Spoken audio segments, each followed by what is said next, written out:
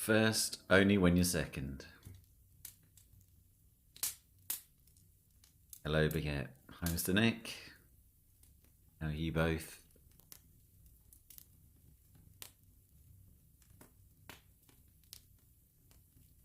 I'm just... Oh, BQ, how's it going? Thanks. I have been hydrating. I have been trying. The only downside is that about an hour ago I had some Filipino takeaway, and that had a lot of coconut in it. So, why is it raining so loud? It's not raining.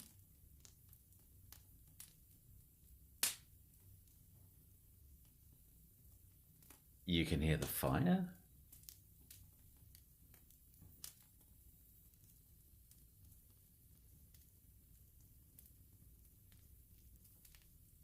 The internet's still out, but you're here for the Witcher podcast. Well, I appreciate it. By the way, Zara says hi. Hi, Zara.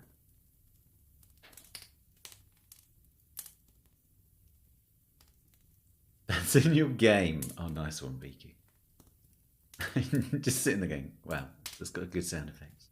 I thought you were talking about the fire for a minute. I was like, what the hell?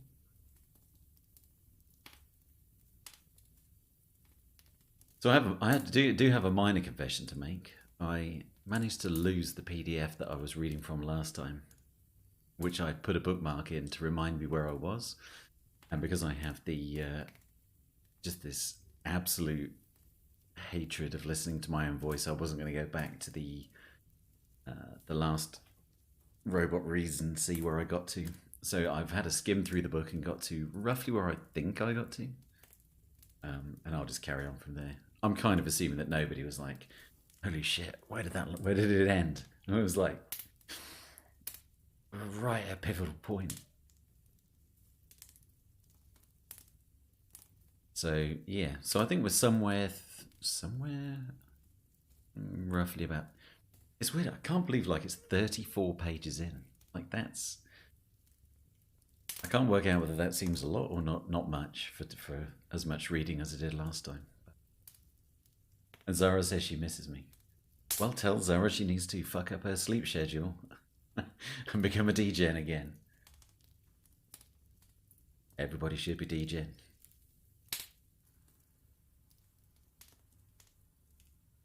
Right, let's get started.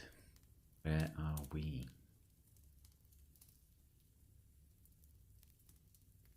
The area was deserted, wild, and ominously inhospitable. Geralt didn't return to the highway before dusk. He didn't want to take a roundabout route, so he took a shortcut through the forest. He spent the night on the bare summit of a high hill, his sword on his knees beside a tiny campfire into which, every now and then, he threw wisps of monkshood. In the middle of the night, he noticed the glow of a fire far away in the valley. He heard mad howling and singing, the sound which could only have been the screaming of a tortured woman. When dawn had barely broken, he made his way there to find nothing but a trampled glade and charred bones in still warm ashes. Something sitting in the crown of an enormous oak shrieked and hissed. It could have been a harpy or an ordinary wildcat. The Witcher didn't stop to check. What did you call it, a sleep schedule? I have no idea what a sleep schedule is. But for someone who was up editing videos at 2 AM, I have no idea. About midday, while Roach was drinking at a spring, the mare neighed piercingly and backed away, baring her yellow teeth and chewing her bit. Geralt calmed her with the sign.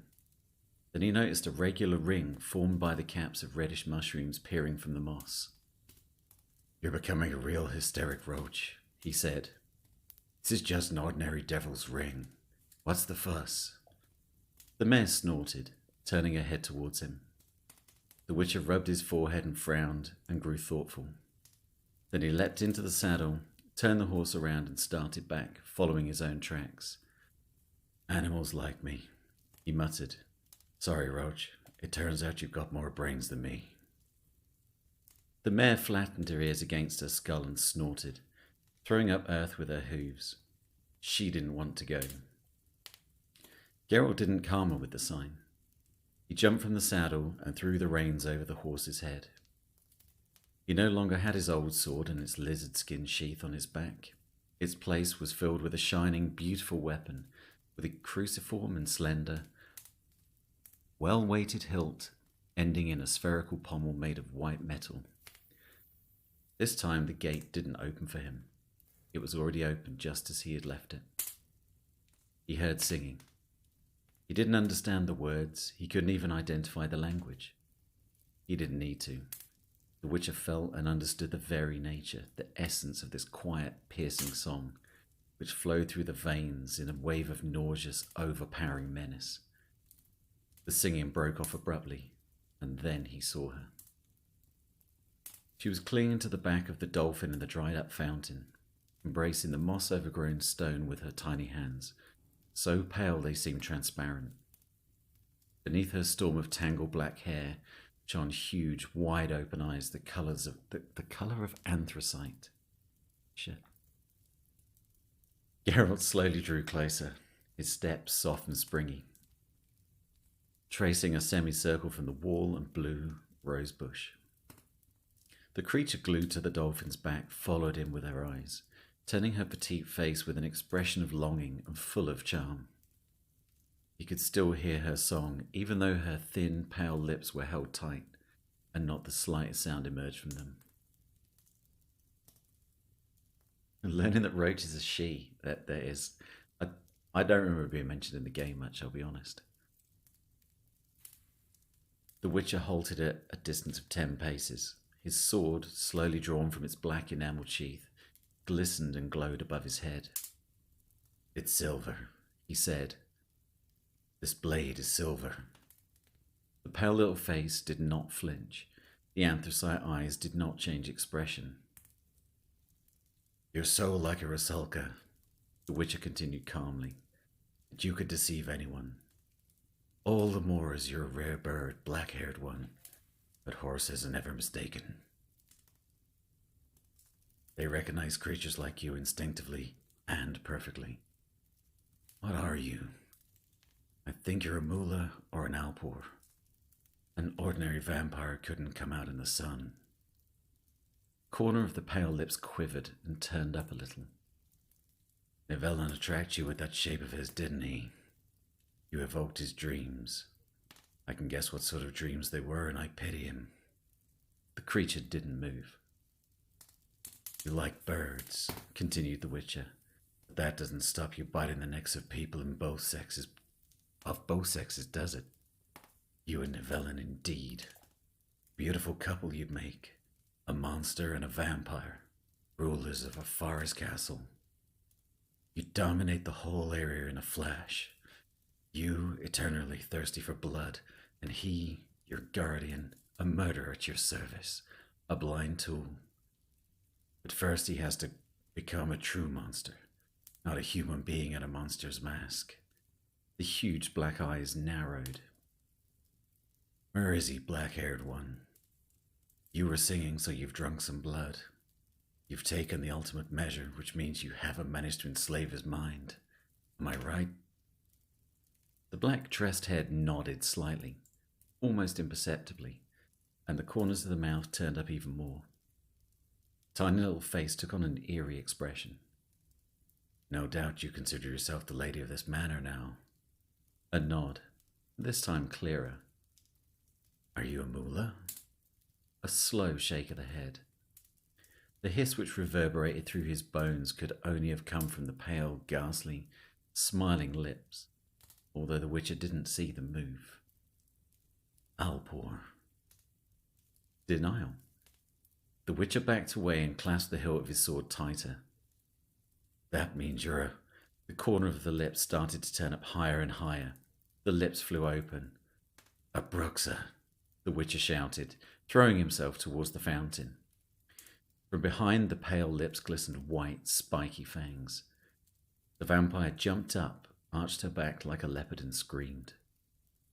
The wave of sound hit the Witcher like a battering ram, depriving him of breath, crushing his ribs, piercing his ears and brain with thorns of pain. Flying backwards, he just managed to cross his wrists in the sign of heliotrope. The spell cushioned some of the impact with the wall, but even so the world grew dark, and the remainder of his breath burst from his lungs in a groan. On the dolphin's back, in the stone circle of the dried-up fountain, where a dainty girl in a white dress had just sat a moment ago, an enormous black bat, flattened, and that's a way of saying it, an enormous black bat flattened its glossy body, opened its long, narrow jaws wide, revealing rows of needle-like white teeth. The membranous wings spread and flapped silently, and the creature charged at the Witcher like an arrow fired from a crossbow. Geralt, with the metallic taste of blood in his mouth, shouted a spell and threw his hand, fingers spread in the sign of Quen, out in front of him. The bat, hissing, turned abruptly, then chuckled and veered up in the air, before diving down vertically, straight at the nape of the Witcher's neck. Geralt jumped aside, slashed and missed.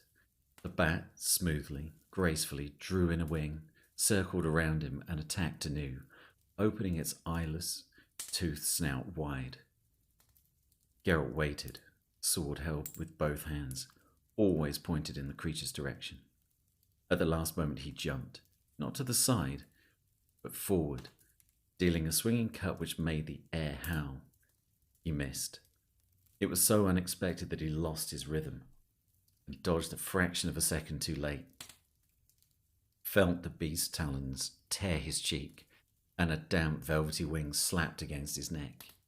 He curled up on the spot, transferred the weight of his body to his right leg, and slashed backward sharply, missing the amazingly agile creature again. The bat beat its wings, soared up and glided towards the fountain. As the crooked claws scraped against the stone, casing the monstrous, slobbering snout was already blurring, morphing, disappearing, although the pale little lips which were taking its place couldn't quite hide the murderous fangs. The Bruxa howled piercingly, modulating her voice into a macabre tune, glared at the Witcher with eyes full of hatred, and screamed again. The sound wave was so powerful it broke through the sign. Black and red circles spun in Geralt's eyes. His temples and the crown of his head throbbed. Through the pain drilling in his ears, he began to hear voices wailing and moaning, the sound of flute and oboe, the rustle of a gale. The skin on his face grew numb and cold. He fell to one knee and shook his head. The black bat floated towards him silently, opening its toothy jaws. Geralt, still stunned by the scream, reacted instinctively. He jumped up, and in a flash, matching the tempo of his movements to the speed of the monster's flight, took 3 steps forward, dodged, turned a semicircle, and then, quick as a thought, delivered a 2-handed blow. The blade met with no resistance, almost no resistance. He heard a scream, but this time it was a scream of pain, caused by the touch of silver. The wailing Bruxa was morphing on the dolphin's back. On her white dress, slightly above her left breast, a red stain was visible beneath a slash no longer than a little finger. The Witcher ground his teeth. The cut, which should have sundered the beast in two, had been nothing but a scratch. "Shout, vampire," he growled, wiping the blood from his cheek. "Scream your guts out. Lose your strength, and then I'll slash your pretty little head off. You will be the first to grow weak, sorcerer. I will kill you." The Bruxa's lips didn't move, but the Witcher heard the words clearly. They resounded in his mind, echoing and reverberating as if underwater. "We shall see," he muttered through his teeth as he walked, bent over in the direction of the fountain. "I will kill you. I'll kill you. I'll kill you. We shall see." "Verena!" Nivellen, his head hanging low and both hands clinging to the doorframe, stumbled from the mansion. He staggered toward the fountain, waving his paws unsteadily. Blood stained the cuff of his tunic. "Verena!" he roared again. The Bruxer jerked her head in his direction. Geralt, raising his sword to strike, jumped towards her, but the vampire's reaction was much faster. A sharp scream and another sound wave knocked the Witcher from his feet. He tumbled onto his back and scraped against the gravel of the path. The Bruxer arched and tensed to jump, her fangs flashing like daggers. Nivellen, spreading his paws like a bear, tried to grab her, but she screamed straight into his face, throwing him back against the wooden scaffolding under the wall, which broke with a sharp crash and buried him beneath a stack of timber. Geralt was already on his feet, running, tracing a semicircle around the courtyard, trying to draw the Bruxer's attention away from Nivellen. The vampire, fluttering her white dress, scurried straight at him, light as a butterfly, barely touching the ground. She was no longer screaming, no longer trying to morph. The Witcher knew she was tired, and that she was still lethal. Behind Geralt's back, Nivellen was clattering under the scaffolding, roaring. Geralt leapt to the left, executing a short moulinet with his sword to confuse the Bruxer. The Bruxer gliding towards him. White and black, wind-blown, terrible. He'd underestimated her. She screamed. He didn't make the sign in time, flew backwards until he thumped against the wall. The pain in his spine shot all the way to the tips of his fingers, paralyzed his shoulders, cut him down at the legs. He fell to his knees. The Bruxer, wailing melodiously, jumped towards him. "Irina!" roared Nivellen. She turned, and Nivellen forced the sharp, broken end of a 3-meter-long pole between her breasts. She didn't shout. She only sighed. The Witcher shook, hearing this sigh. They stood there. Nivellen, on widespread legs, was wielding the pole in both hands, one end firmly secured under his arm. The Bruxer, like a white butterfly on a pin, hung on the other end of the stake, clutching it with both hands. The vampire exhaled excruciatingly and suddenly pressed herself hard against the stake. Geralt watched a red stain bloom on her back, on the white dress through which the broken tip emerged in a geyser of blood. Hideous, almost obscene. Nivellen screamed, took one step back, then another, retreating from her, but he didn't let go of the pole and dragged the Bruxer behind him. One more step and he leaned back against the mansion. The end of the pole scraped against the wall. Slowly, as if a caress, the Bruxer moved her tiny hands along the stake, stretched her arms out to their full length, grasped the pole hard and pulled on it again. Over a meter of bloodied wood already protruded from her back. Her eyes were wide open, her head flung back. The sighs became more frequent and rhythmic, turning into a ruckling wheeze. Geralt stood, but fascinated by the scene, still couldn't make himself act. He heard words resounding dully within his skull, as if echoing around a cold, damp dungeon. Mine or nobody's. I love you. Love you. Another terrible vibrating sigh choking in blood. The Bruxer moved further along the pole and stretched out her arms. Nivellen roared desperately and without letting go of the stake, tried to push the vampire as far from himself as possible, but in vain. She pulled herself closer and grabbed him by the head. He wailed horrifically and tossed his hairy head. The Bruxer moved along the pole again and tilted her head towards Nivellen's throat. The fangs flashed a blinding white. Geralt jumped. Every move he made, every step was part of his nature, hard-learnt, automatic and lethally sure. 3 quick steps, and the third, like 100 such steps before, finished on the left leg with a strong, firm stamp, a twist of his torso and a sharp, forceful cut. He saw her eyes. Nothing could change now.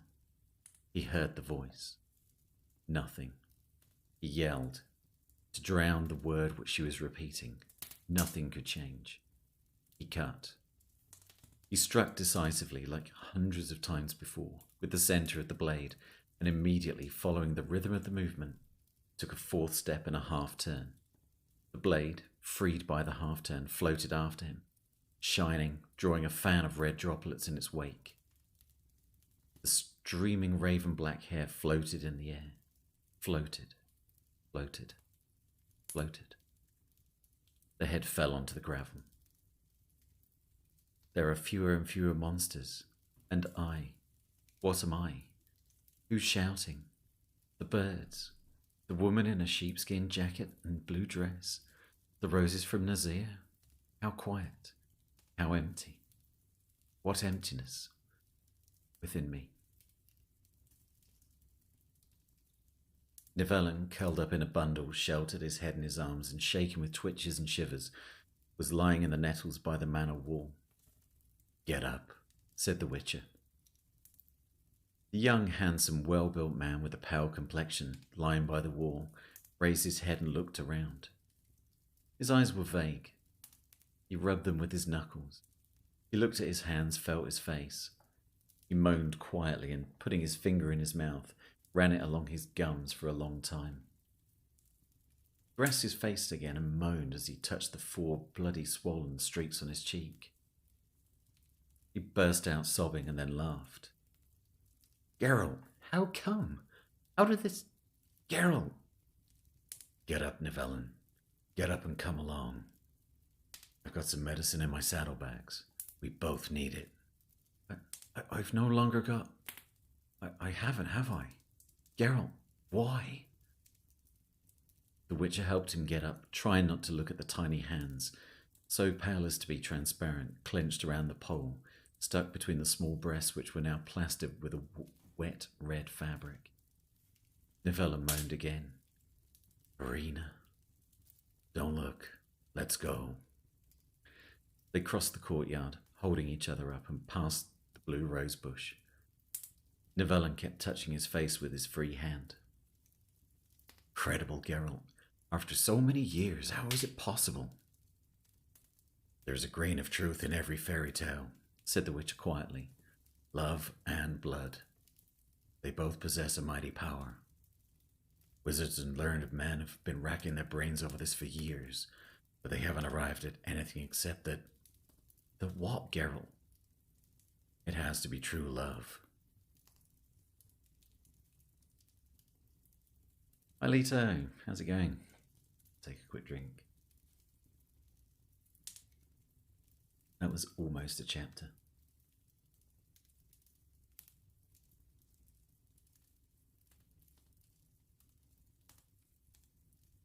I'm convinced I haven't got enough water as well, I'll be honest. Voice of Reason 3. "I am Falik, Count of Moen, and this knight is Tallis from Dorndal." Geralt bowed cursorily,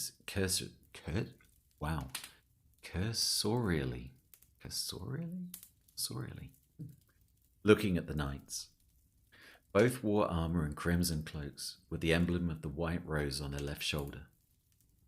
He was somewhat surprised as far as he knew, there was no commander of that order in the neighbourhood.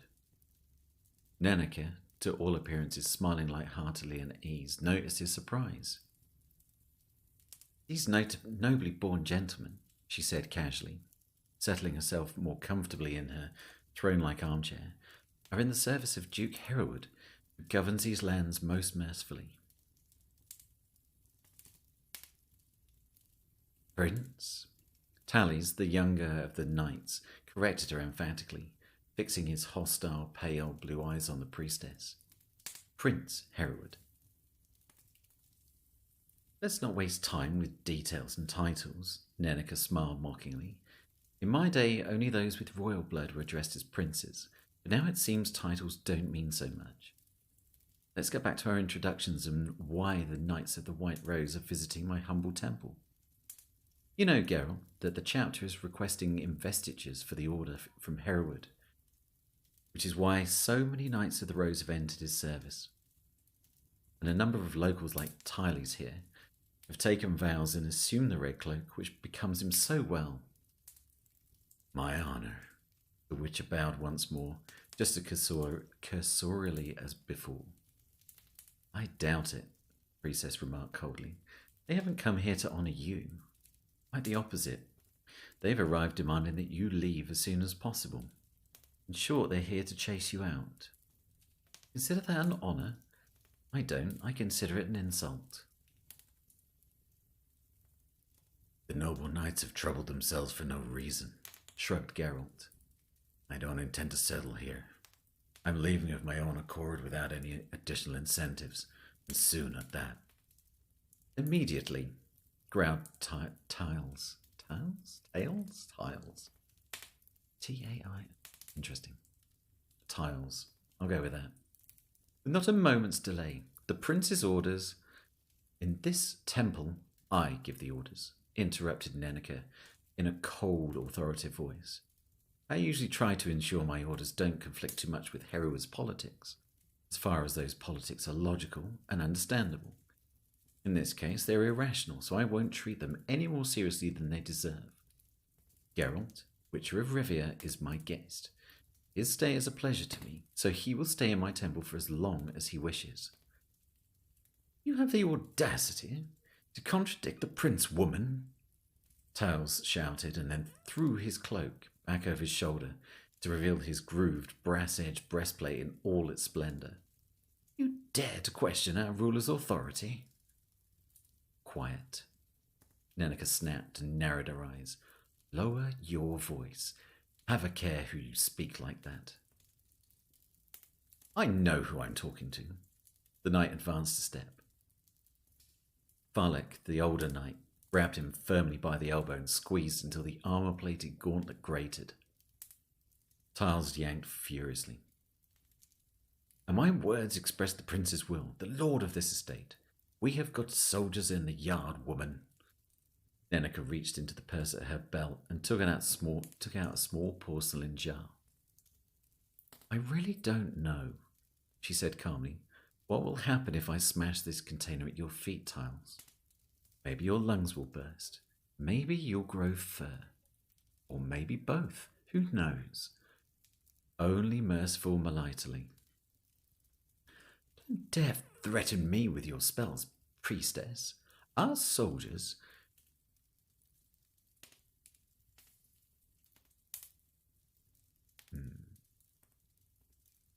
If any one of your soldiers touches one of Melitele's priestesses, they will hang before dusk. From the acacias along the road to town, and they know that very well, as do you, Tiles, so stop acting like a fool.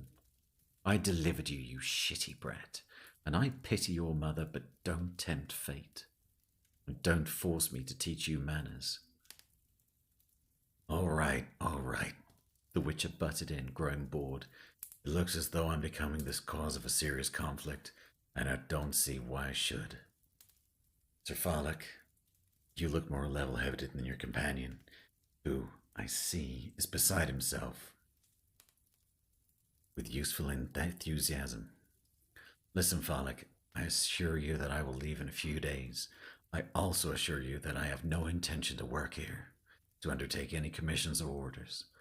I'm not here as a witcher, but on personal business. Count Farlek met his eyes, and Geralt realized his mistake.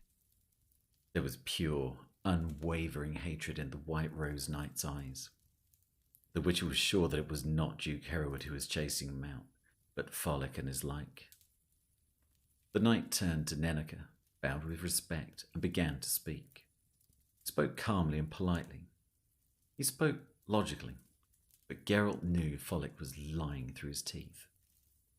Venerable Nenneker, I ask your forgiveness, but Prince Hereward would not tolerate the presence of this witcher on his lands. It is of no importance if he is hunting monsters or claims to be here on personal business. Prince knows that witches do not undertake personal business, but they do attract trouble like a magnet filings. The wizards are rebelling and writing petitions, the druids are threatening. I don't see why Geralt should bear the consequences of the unruliness of local wizards and druids, interrupted the priestess. Since when has Hereward been interested in either's opinion? Enough of this discussion. Bollock stiffened. Have I not made myself sufficiently clear, Venerable Neneka? I will make it so clear as it can't be clearer. Neither the prince nor the chapter of the order will tolerate the presence of this witcher, Geralt, the butcher of Blaviken, in Elanda for one more day. This isn't Elanda. The priestess sprang from her chair. This is the Temple of Melitele, and I, Neneka, the High Priestess of Melitele, will not tolerate your presence on temple grounds a minute longer, sirs. Sir Farlock, the Witcher said quietly, listen to the voice of reason. I don't want any trouble, nor do I believe that you particularly care for it. I'll leave this neighborhood within 3 days. No, Neneka, don't say anything, please. It's time for me to be on my way. 3 days. I don't ask for more. And you're right not to ask. The priestess spoke before Follett could react. Did you hear, boys? The Witcher will remain here for 3 days because that's his fancy. And I, priestess of Great Melitele, will for those 3 days be his host, for that is my fancy. Tell that to Hereward. No, not Hereward. Tell that to his wife, the noble Ermelia, adding that if she wants to continue receiving an uninterrupted supply of aphrodisiacs from my pharmacy, she'd better calm the Duke down. Let her curb his humours and whims, which look ever more like symptoms of idiocy. Enough! Tiles shouted so shrilly his voice broke into falsetto. I'm not going to do a falsetto voice. I don't intend to stand by and listen as some charlatan insults my lord and his wife. I will not let such an insult pass unnoticed. It is the order of the White Rose which will rule here now. Is the end of your nest of darkness and superstitions, and I, a knight of the White Rose— Shut up, you brat, interrupted Geralt, smiling nastily. Hold your uncontrolled little tongue. You speak to a lady who deserves respect, especially from a knight of the White Rose. Admittedly, to become one, it's enough lately to pay 1,000 Novigrad crowns into the chapter's treasury. So the order's full of sons of moneylenders and tailors, but surely some manners have survived. But maybe I'm mistaken. Tiles grew pale and reached to his side. Sir Farlock, said Geralt, not ceasing to smile, if he draws his sword, I'll take it from him and beat the snotty-nosed little brat's arse with the flat of his blade, and then I'll batter the door down with him. Tiles, his hand shaking, pulled an iron gauntlet from his belt, and with a crash threw it to the ground at the witch's feet. I'll wash away the insult to the order with your blood, mutant, he yelled. On beaten ground, go into the yard. You've dropped something, son, Neneka said calmly. So pick it up. We don't leave rubbish here. This is a temple. Follett, take that fool from here, or this will end in grief. You know what you're to tell Hereward, and I'll write a personal letter to him. You don't look like trustworthy messengers to me. Get out of here. You can find your way out, I hope. Follett, restraining the enraged Tiles with an iron grip, bowed, his armour clattering. Then he looked the Witcher in the eyes. The Witcher didn't smile. Follett threw his crimson cloak over his shoulder. This wasn't our last visit, Venerable Neneka, he said. We'll be back. That's just what I'm afraid of, replied the priestess coldly. The displeasure's mine.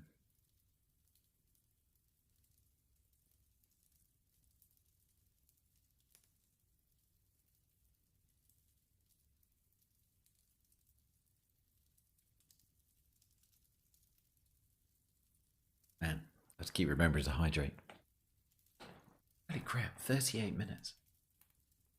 I had the same thing last time, it seemed to go so quick.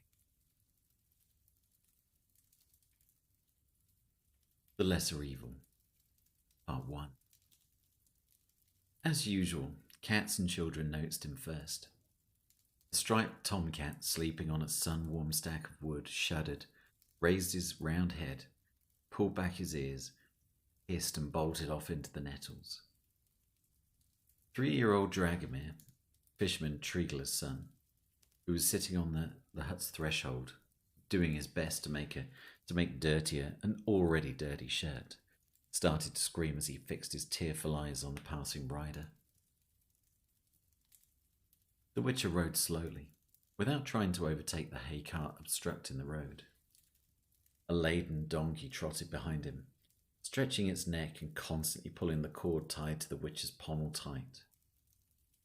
In addition to the usual bags, the long-eared animal was lugging a large shape, wrapped in a saddlecloth on its back. Grey-white flanks of the ass were covered with black streaks of dried blood. The cart finally turned down a side street leading to a granary and harbour, from which a sea breeze blew, carrying the stink of tar and ox's urine. Geralt picked up his pace. He didn't react to the muffled cry of the woman selling vegetables, who was staring at the bony taloned paw sticking out beneath the horse blanket, bobbing up and down in time with the donkey's trot. He didn't look round at the crowd gathering behind him, rippling with excitement.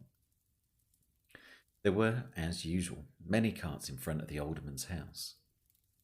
Geralt jumped down from the saddle, adjusted the sword on his back, and threw the reins over the wooden barrier. The crowd, following him, formed a semicircle around the donkey. Even outside, the alderman's shouts were audible. "It's forbidden, I tell you. Forbidden, goddammit. Can't you understand what I say, you scoundrel?" Geralt entered. In front of the alderman, small, podgy, and red with rage. In front of the alderman, small, podgy, and red with rage, stood a villager, holding a struggling goose by the neck. "What? By all the gods, is that you, Geralt? Do my eyes deceive me?" And turning to the peasant again, "Take it away, you boor. Are you deaf?" They said, mumbled the villager, squinting at the goose, that a wee something must be given to his lordship, otherwise— "Who said?" yelled the alderman. "Who? That I supposedly take bribes? I won't allow it, I say. Away with you." "Greetings, Geralt." "Greetings, Cold Hyman." The alderman squeezed the Witcher's hand, slapped him on the shoulder. "You haven't been here for a good 2 years, Geralt. You can never stay in one place for long, can you? Where are you coming from?" "Dog's arse, what's the difference?" "Somebody bring us some beer." "Sit down, Geralt, sit down. It's mayhem here because we've the market tomorrow. How are things with you? Tell me." "Later. Come outside first." The crowd outside had grown twofold, but the empty space around the donkey hadn't grown any smaller. Geralt threw the horse blanket aside.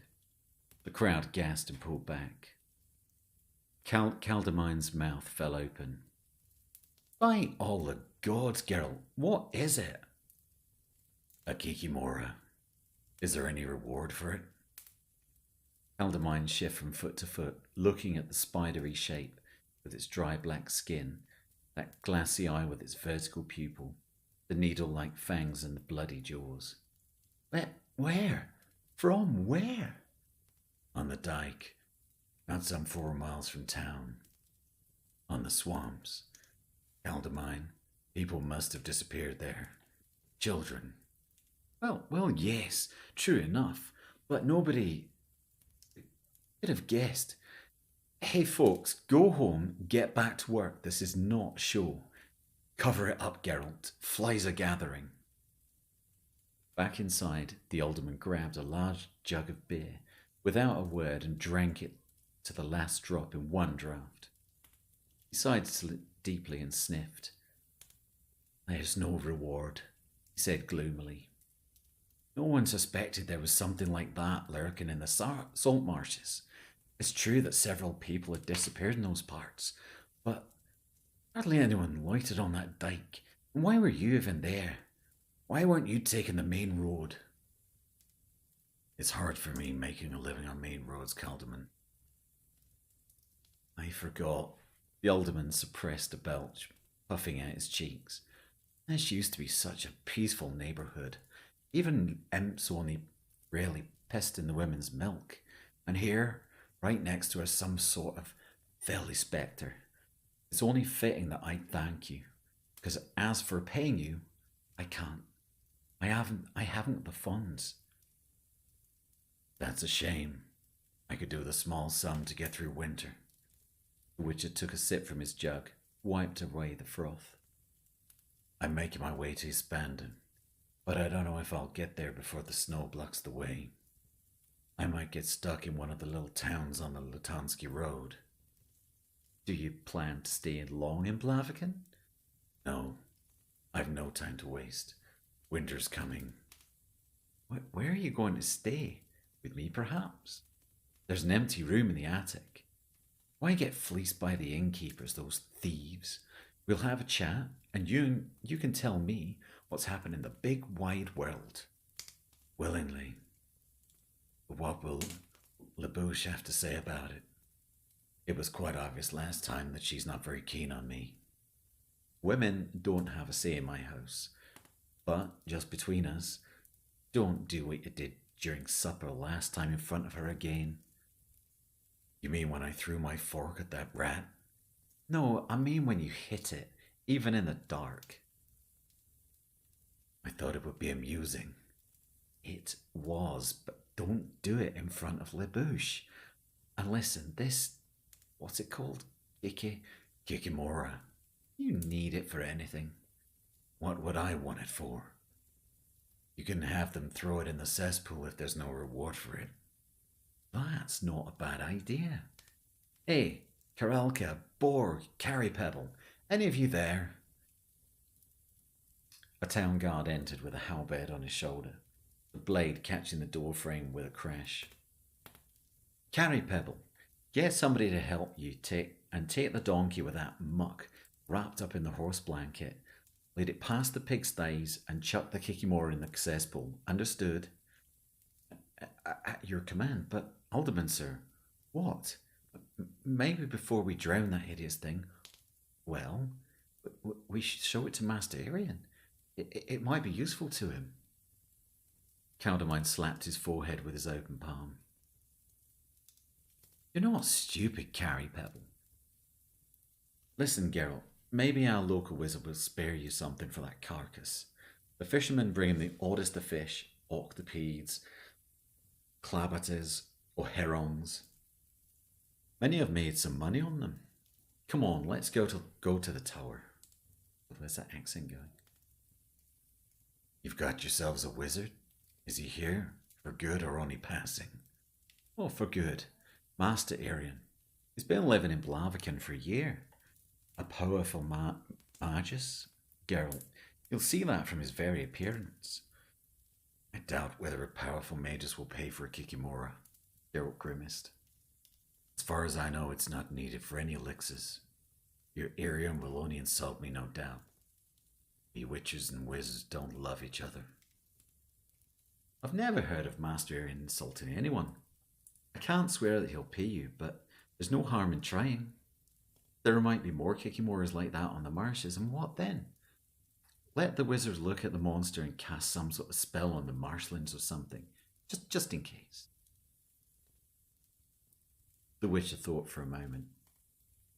Very well, Caldermine. What the heck? We'll risk a meeting with Master Arian. Shall we go? We're off. Harry Pebble, chase the kids away and bring the floppy ears. Where's my hat? Ricky, these accents are going all over the place.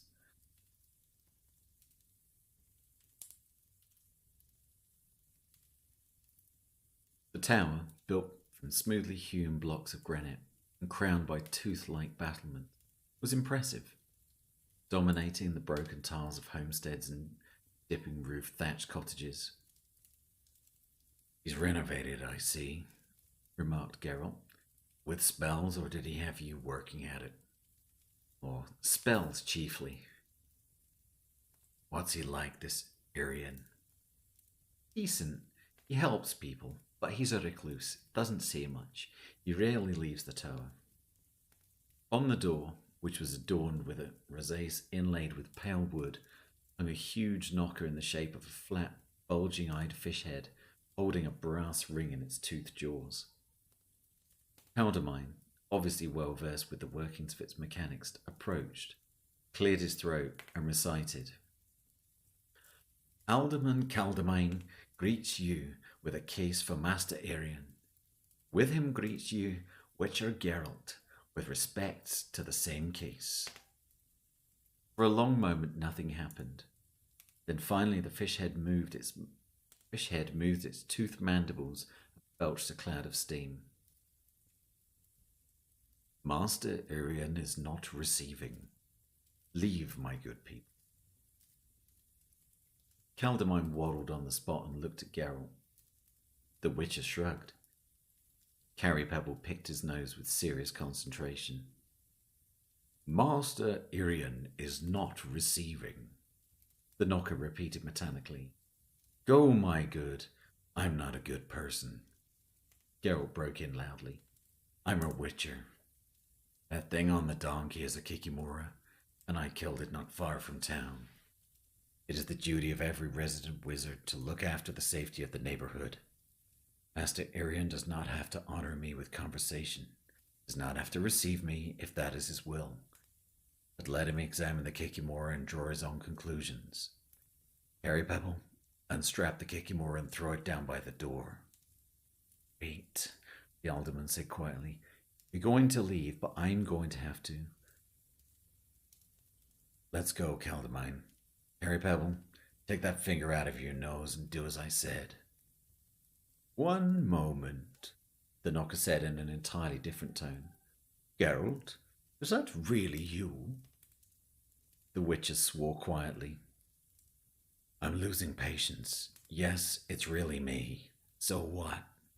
I'm up to the door, said the knocker, puffing out a small cloud of steam.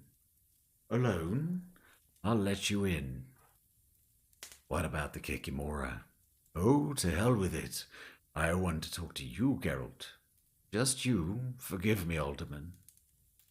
Oh, what's it to me, Master Arian? Caldermine waved the matter aside. Take care, Geralt. We'll see each other later. Carry Pebble, into the cesspool with the monster. As you command. The Witcher approached the inlaid door, which opened a little bit, just enough for him to squeeze through and then slam shut, leaving him in complete darkness. Hey, he shouted, not hiding his anger. Just a moment, answered a strangely familiar voice. The feeling was so unexpected that the Witcher staggered and stretched out his hand looking for support. He didn't find any.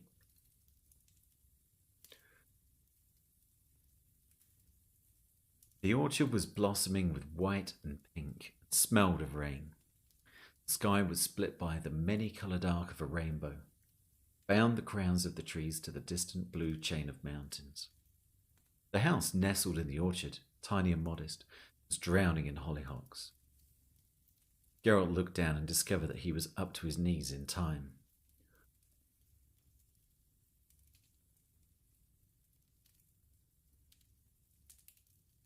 I'm just trying to figure out who's talking to you.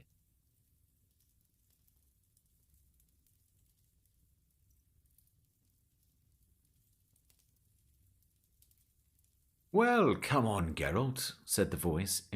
I'm in front of the house. He entered the orchard, walked through the trees.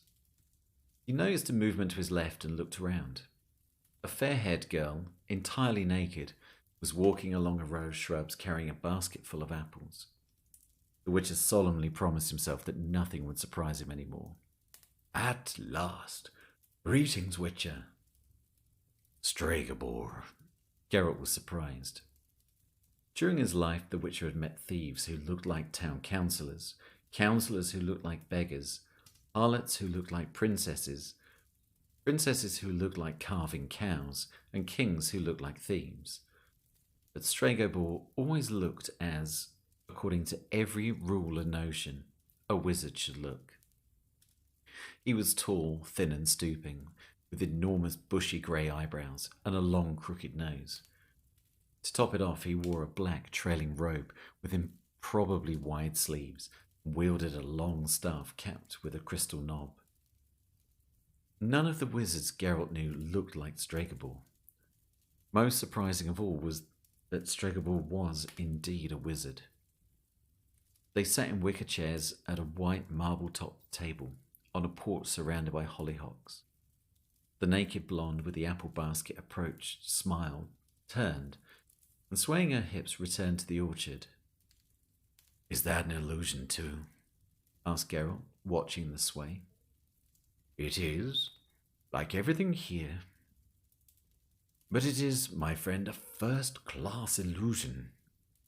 The flowers smell, you can eat the apples, bee can sting you, and she," the wizard indicated the blonde, "you can, maybe later. Quite right. What are you doing here, Geralt? Are you still toiling away, killing the last representatives of dying species for money? How much did you get for the Kikimora? Nothing, I guess. Or you wouldn't have come here. And to think that there are people who don't believe in destiny. Unless you knew about it. Did you?" "No, I didn't. It's the last place I could have expected you. If my memory serves me correctly, you used to live in a similar tower in Kovir. A great deal has changed since then. Such is your name. Apparently you're Master Irian now." "That's the name of the man who created this tower. He died about 200 years ago, and I thought it right to honor him in some way since I occupied his abode. I'm living here. Most of the inhabitants live off the sea, and as you know, my speciality, apart from illusions, is weather. Sometimes I'll calm a storm, sometimes conjure one up, sometimes drive schools of whiting and cart closer to the shores with the westerly wind. I can survive, that is," he added miserably. "I could." "How come I could? Why the change of name?" "Destiny has many faces. Mine is beautiful on the outside and hideous on the inside. She has stretched her bloody talons towards me." "You've not changed a bit, Stregobor," Geralt grimaced. "You're talking nonsense while making wise and meaningful faces. Can't you speak normally?" "I can," sighed the wizard. "I can if that makes you happy. I made it all the way here, hiding and running from a monstrous being that wants to murder me. My escape proved in vain, found me, and in all probability is going to try to kill me tomorrow, or at the latest the day after." said the Witcher dispassionately. "Now I understand." "My facing death doesn't impress you much, does it?" "Stregobor," said Geralt, "that's the way of the world. One sees all sorts of things when one travels. Two peasants kill each other over a field, which the following day will be trampled flat by 2 counts, and their retinues trying to kill each other off. Men hang from trees at the roadside, brigands slash merchants' throat. At every step in town, you trip over corpses in the gutters. In palaces, they stab each other with daggers, and somebody falls under the table at a banquet every minute, blue from poisoning. I'm used to it. So why should a death threat impress me, and one directed at you at that?" "One directed at me at that," Stregobor repeated with a sneer. "And I considered you a friend, counted on your help." "Our last meeting," said Geralt, "was in the court of King Edie of Kovir. I'd come to be paid for killing the Amphisboina, which had been terrorizing the neighborhood. You and your compatriot Zavist vied with each other to call me a charlatan, a thoughtless murdering machine, and a scavenger. Consequently, not only did not Edie pay me a penny, he gave me 12 hours to leave Kovir, and since his hourglass was broken, I barely made it. And now you're saying you're counting on my help? You say a monster's after you? What are you afraid of, Stregobor? If it catches up with you, Tell it you like monsters, that you protect them, and make sure no witch or scavenger ever troubles their peace. Indeed, if the monster disembowels and devours you, it'll prove terribly ungrateful." The wizard turned his head away silently. Geralt laughed. "Don't get all puffed up like a frog, magician. Tell me what's threatening you. We'll see what can be done." "Have you heard of the curse of the Black Sun?" "My binary, welcome back. Time for a quick drink."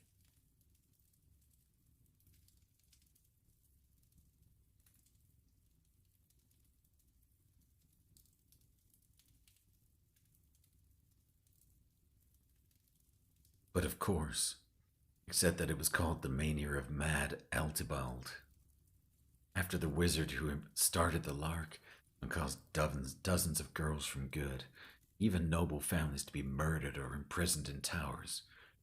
They were supposed to have been possessed by demons, cursed, contaminated by the Black Sun, because that's what, in your pompous jargon, you called the most ordinary eclipse in the world. Eltibald wasn't mad at all. He deciphered the writing on dark menhirs on tombstones in the Wasgorn necropolises, and examined the legends and traditions of Wertots. All of them spoke of the eclipse in no uncertain terms. The Black Sun was to announce the imminent return of Lilith, still honored in the East under the name of Nia, and the extermination of the human race. Lilith's path was to be prepared by 60 women wearing gold crowns who would fill the river valleys with blood. "Nonsense," said the Witcher. "And what's more, it doesn't rhyme. All decent predictions rhyme. Everyone knows what Eltibard and the Council of Wizards had in mind at the time. You took advantage of a madman's raving to strengthen your own authority, to break up alliances, ruin marriage allegiances, stir up dynasties. In a word, to tangle the strings of crown puppets even more. And here you are, lecturing me about predictions, which any old storyteller at the marketplace would be ashamed of. You can have your reservations about Eltibald's theories. How about how the predictions were interpreted? But you can't challenge the fact that there have been horrendous mutations among girls born just after the eclipse. And why not? I've heard quite the opposite. I was present when they did an autopsy on one of them," said the wizard. "Geralt, what we found inside the skull and marrow could not be described. Some sort of red sponge. The internal organs were all mixed up. Some were missing completely. Everything was covered in moving cilia, bluish pink shreds. The heart was six-chambered, with 2 chambers practically atrophied. What do you say to that? I've seen people with eagle's talons instead of hands, people with a wolf's fangs, people with additional joints, additional organs, and additional senses, all of which were the effects of your messing about with magic." "You've seen all sorts of mutations, you say?" The magician raised his head. "And how many of them have you slaughtered for money, in keeping with your witch's calling?"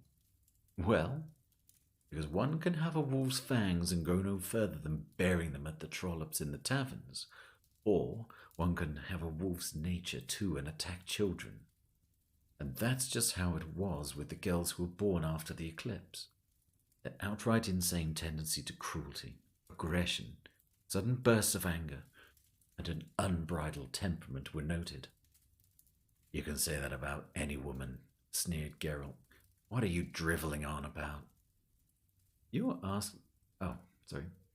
asking me how many mutants I've killed? Why aren't you interested in how many I've extricated from spells, freed from curses? I, a witcher despised by you. And what have you done, you mighty magicians? A higher magic was used, ours and that of priests in various temples.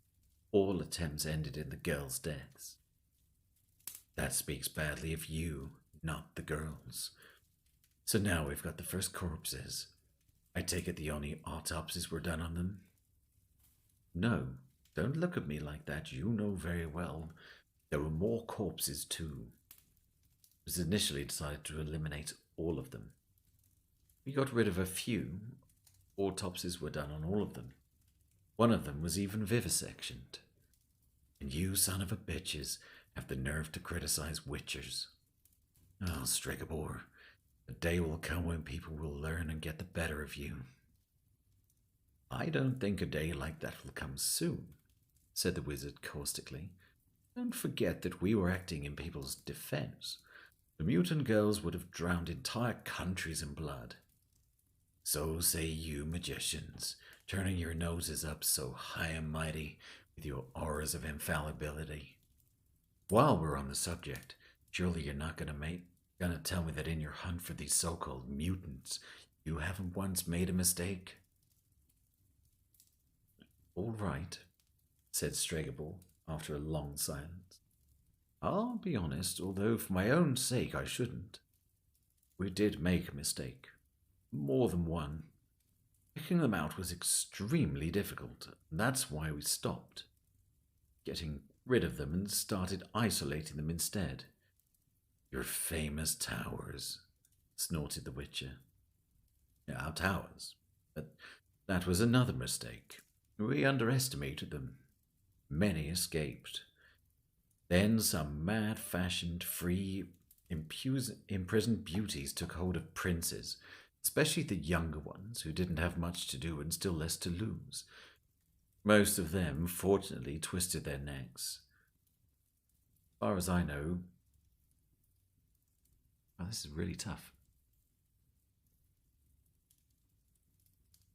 As far as I know, those imprisoned in the towers died quickly.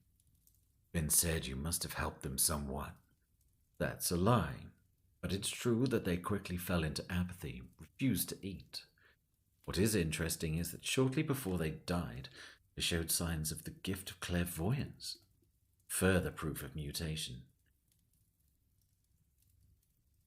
Your proofs are becoming ever less convincing. Do you have any more? I do. Sylvana, the Lady of Narok, we never managed to get close to because she gained power so quickly. Terrible things are happening in Narok now. Fialka, Evermir's daughter, escaped her tower using a homemade rope and is now terrorizing North Valad. Bernica of Talgar was freed by an idiot prince. Now he's sitting in a dungeon blinded, and the most common feature of the Talgar landscape is a set of gallows. There are other examples too. Of course there are, said the Witcher. In Yarmalak, for instance... In Yarmalak, for instance, old man Abrad reigns. He's got scrofula, not a single tooth in his head. He was probably born some 100 years before this eclipse. He can't fall asleep unless someone's being tortured to death in his presence. He's wiped out all his relatives and emptied half the country in crazy, how did you put it? Attacks of anger. There are also traces of a rampant temperament. Apparently, he was nicknamed Abrad Jacob the Skirt in his youth. Oh, Stregobor, it would be great if the cruelty of... okay. I think I'm doing the wrong... I did the wrong voice the whole time. Oh, Stregobor, it would be great if the cruelty of rulers could be explained away by mutations or curses. Listen, Geralt. No, you won't win me over with your reasons, nor convince me that Eltibard wasn't a murdering madman. So let's get back to the monster threatening you. Better understand that after the introduction you've given me, I don't like the story, but I'll hear you out. Without interrupting with spiteful comments? That I can't promise. Oh well. Stregobor slipped his hands into the sleeves of his robe. Then it'll only take longer. Well, the story begins in Craden, a small principality in the north. The wife of Fridafalk, the Prince of Craden, was Aridea, a wise, educated woman. She had many exceptional adepts of the magical arts in her family.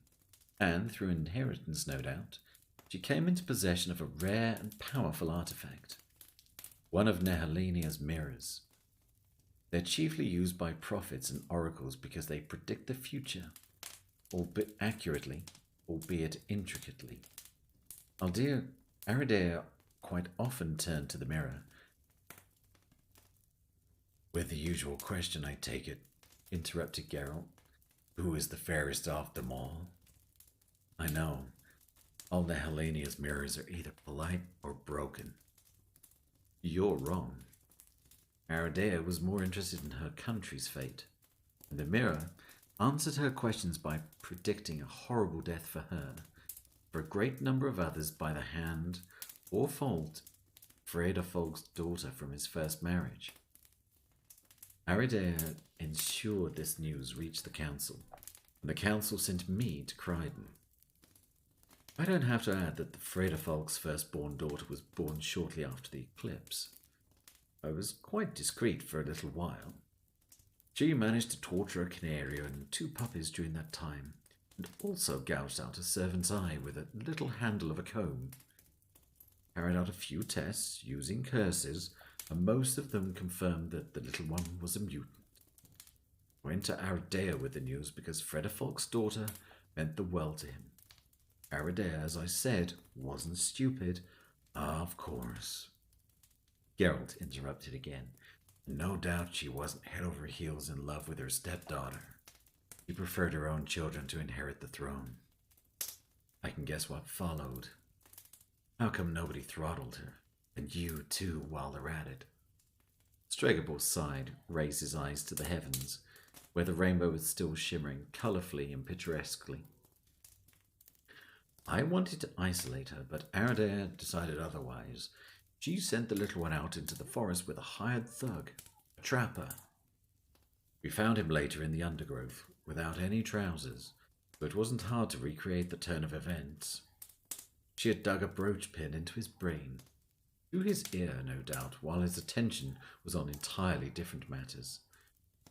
If you think I feel sorry for him, muttered Geralt, then you're wrong. We organised a manhunt, continued Stregobor, but all traces of the little one had disappeared. I had to leave Creighton in a hurry because Fredafolk was beginning to suspect something. Then, 4 years later, I received news from Aridea. She tracked down the little one who was living in Markaham, with 7 gnomes who she'd managed to convince it was more profitable to rob merchants on the roads than to pollute their lungs with dust from the mines. She was known as Shrike because she liked to impale the people she caught on a sharp pole while they were still alive. Several times Aridea hired assassins, but none of them returned. Well, then it became hard to find anyone to try. Shrike had already become quite famous. She'd learned to use a sword so well that there was hardly a man who could defy her. I was summoned, and I arrived in Creighton secretly, only to learn that someone had poisoned Aridea. It's generally believed that it was the work of Fredafolk, who had found himself a younger, more robust mistress. I think it was Renfrey. Renfrey. That's what she was called. I said she'd poisoned Aridea. Shortly afterwards, Prince Fredafolk died in a strange hunting accident, and Aridea's eldest son disappeared without a word. That must have been the little one's doing, too. I say little. She was 17 by then, and she was pretty well developed.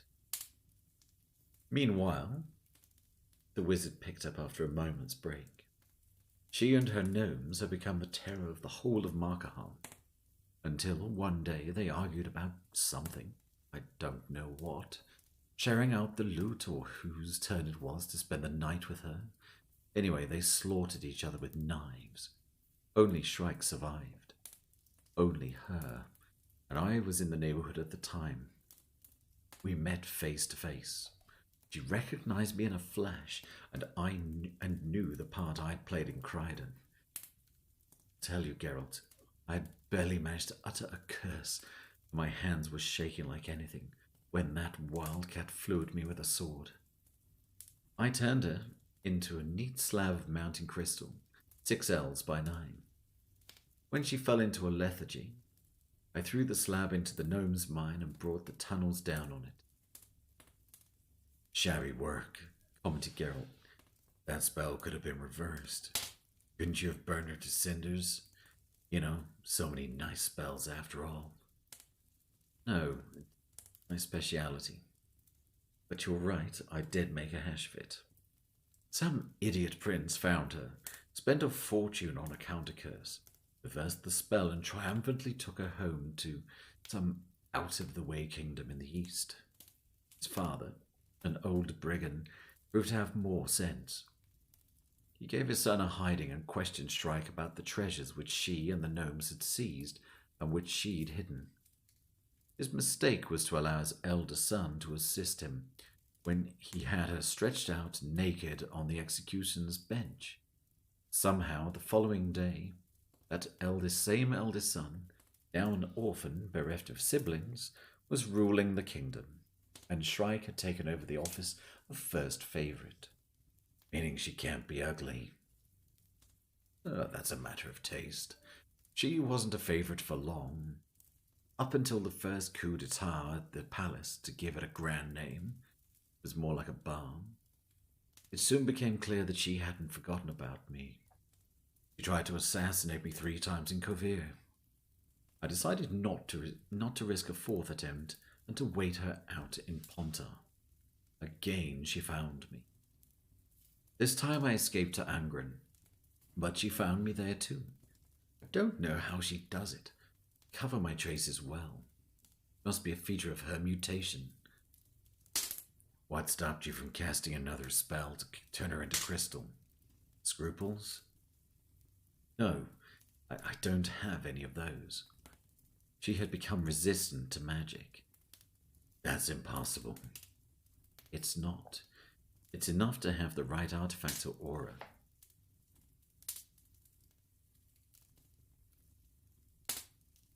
Excuse me. Or this could also be associated with her mutation, which is progressing. I escaped from Angren and hid here, in Arksea, in Blaviken. I've lived in peace for a year, but she's tracked me down again. How do you know? Is she already in town? Yes, I saw her in the crystal ball. The wizard raised his wand. She's not alone. She's leading a gang, which shows that she's brewing something serious. Geralt, I don't have anywhere else to run. I don't know where I could hide. The fact that you've arrived here exactly at this time can't be a coincidence. It's fate.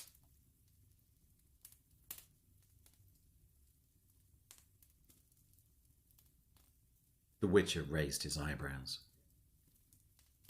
What's on your mind? Surely it's obvious. You're going to kill her. I'm not a hired thug, Stregobor. You're not a thug, agreed. I kill monsters for money. Beasts which endanger people.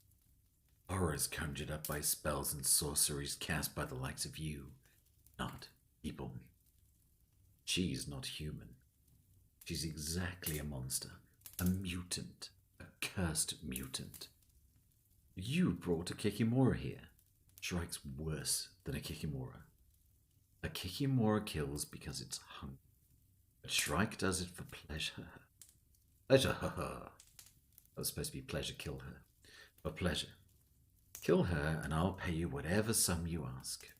Within reason, of course. I've already told you. I consider the story about mutations and Lilith's curse to be nonsense. Girl has her reasons for settling her account with you, and I'm not going to get mixed up in it. Turn to the alderman, to the town guards. You're the town wizard. You're protected by municipal law. I spit on the law. The alderman and his help, exploded Tregobor. I don't need defense. I need you to kill her. Nobody's going to get into this tower. I'm completely safe here. But what's that to me? I don't intend to spend the rest of my days here. And Shrike's not going to give up while I'm alive. Am I to sit here, in this tower, and wait for death? They did. You know what, magician? You should have left that hunt for the girls to other more powerful wizards. You should have foreseen the consequences. Please, Geralt. No, Stregobor. The sorcerer was silent. The unreal sun and its unreal sky hadn't moved towards the zenith, but the Witcher knew it was already dusk in Blaviken. Felt hungry.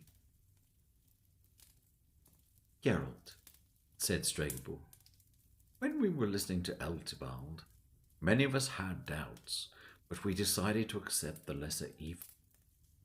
I ask you to make a similar choice. Evil is evil, Stregobor, said the Witcher seriously as he got up. Lesser, greater, middling, it's all the same. Proportions are negotiated, boundaries blurred. I'm not a pious hermit. I haven't done only good in my life. But if I'm to choose between one evil and another, then I prefer not to choose at all. Time for me to go. We'll see each other tomorrow. Maybe, said the wizard, if you get here in time.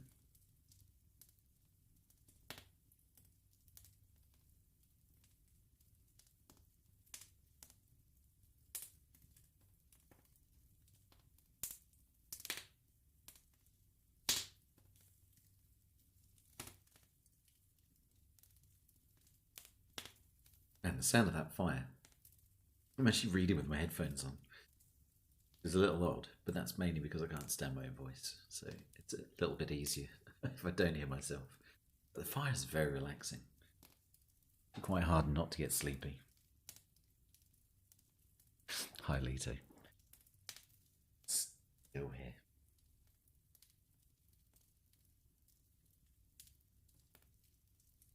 I have to get more water soon.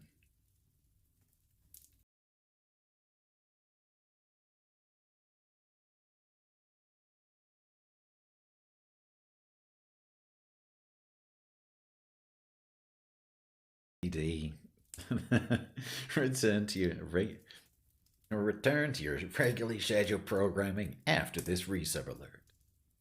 Absolutely. Thank you for the 10 months, JD. Much appreciated. 10 months, goddamn.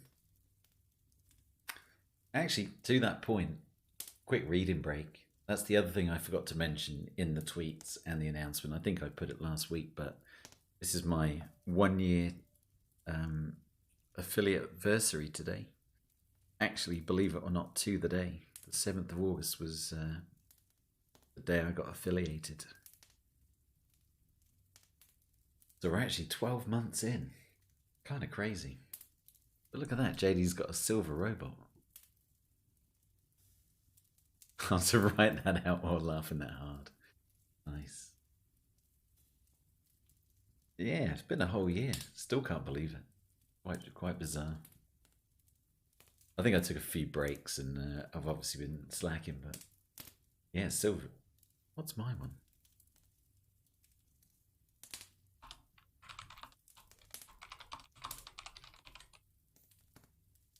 Ooh, shiny. I got the shiny gold robot. Look at that.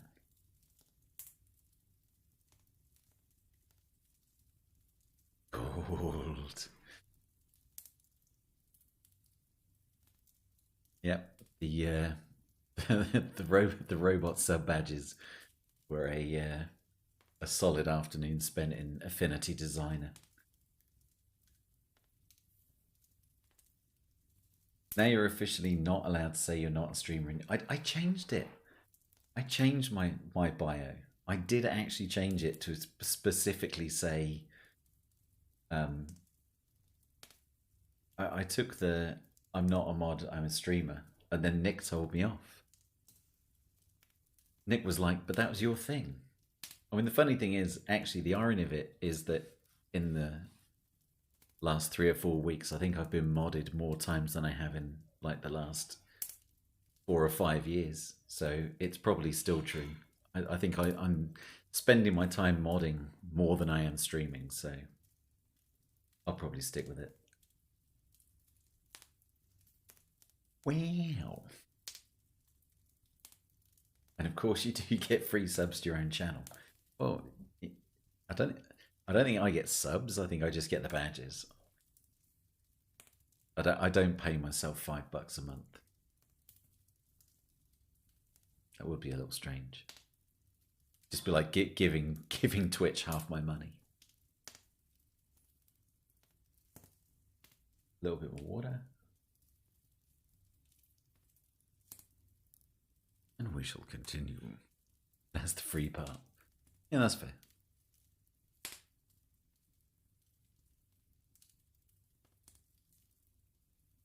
An hour and a half. You don't pay yourself, but you are a sub to your own channel. Yeah, I know. I'm sure it's the thing that if I wasn't a sub to my own channel, it'd be a bit weird, because then I couldn't use like my own emotes and stuff like that. Would be a little strange, I'll admit.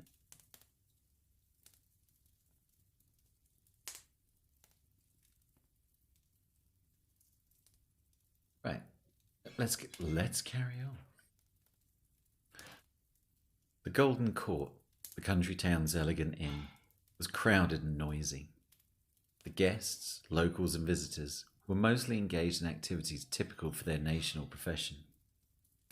Serious merchants argued with dwarves over the price of goods and credit interest. Less serious merchants pinched the backsides of the girls carrying beer, cabbage and beans. Local nitwits pretended to be well informed. Harlots were trying to please those who had money, while discouraging those who had none. Carters and fishermen drank as if there were no tomorrow. Some seamen were singing a song which celebrated the ocean waves, the courage of captains, and the graces of mermaids, the latter graphically and in considerable detail. Well, man, that was a tricky one. Exert your memory, friend, Caldemine said to the innkeeper, leaning across the counter in order to be heard over the din. 6 men and a wench, all dressed in black leather, studded with silver in the Novigradian style. I saw them... Some what?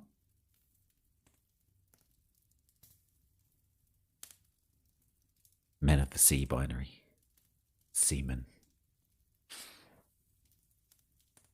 6 men and a wench, all dressed in black leather, studded with silver in the Novigradian style.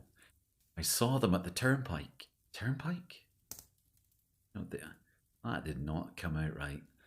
I saw them at the turnpike. Are they staying here or at the tuna fish? The innkeeper wrinkled his bulging forehead and wiped a tankard on his striped apron. Here, alderman, he finally said. They say they've come in for the market, but they all carry swords, even the woman, dressed as you say in black. Well, the alderman nodded. Where are they now? I don't see them here. The lesser alcove. Oh, Jesus Christ, jumping accent. In the lesser alcove, they paid in gold. I'll go in alone, said Geralt. There's no point in making this an official affair in front of them all, at least for the time being. I'll bring her here. Maybe that's best, but careful, I don't want any trouble. I'll be careful. The seaman's song, judging by the growing intensity of obscene words, was reaching its grand finale. Geralt drew aside the curtain, stiff and sticky with dirt, which hid the entrance to the alcove. 6 men were seated at the table. Shrike wasn't with them. What do you want? Yelled the man who noticed him first. He was balding and his face was disfigured by a scar which ran across his left eyebrow, the bridge of his nose and his right cheek. I want to see Shrike. 2 identical figures stood up. Identical motionless faces and fair, dishevelled, shoulder-length hair. Identical tight-fitting black outfits glistening with silver ornaments. And with identical movements, the twins took identical swords from the bench. Keep calm, Beer. Sit down, Emir, said the man with the scar, leaning his elbows on the table. Who would you say you want to see, brother? Who's Shrike? You know very well who I mean. Who's this then? Asked a half-naked athlete, sweaty, girded crosswise with belts and wearing spiked pads on his forearm. Do you know him, Noran? No, said the man with the scar. It's some albino, giggled a slim, dark-haired man sitting next to Nahorn.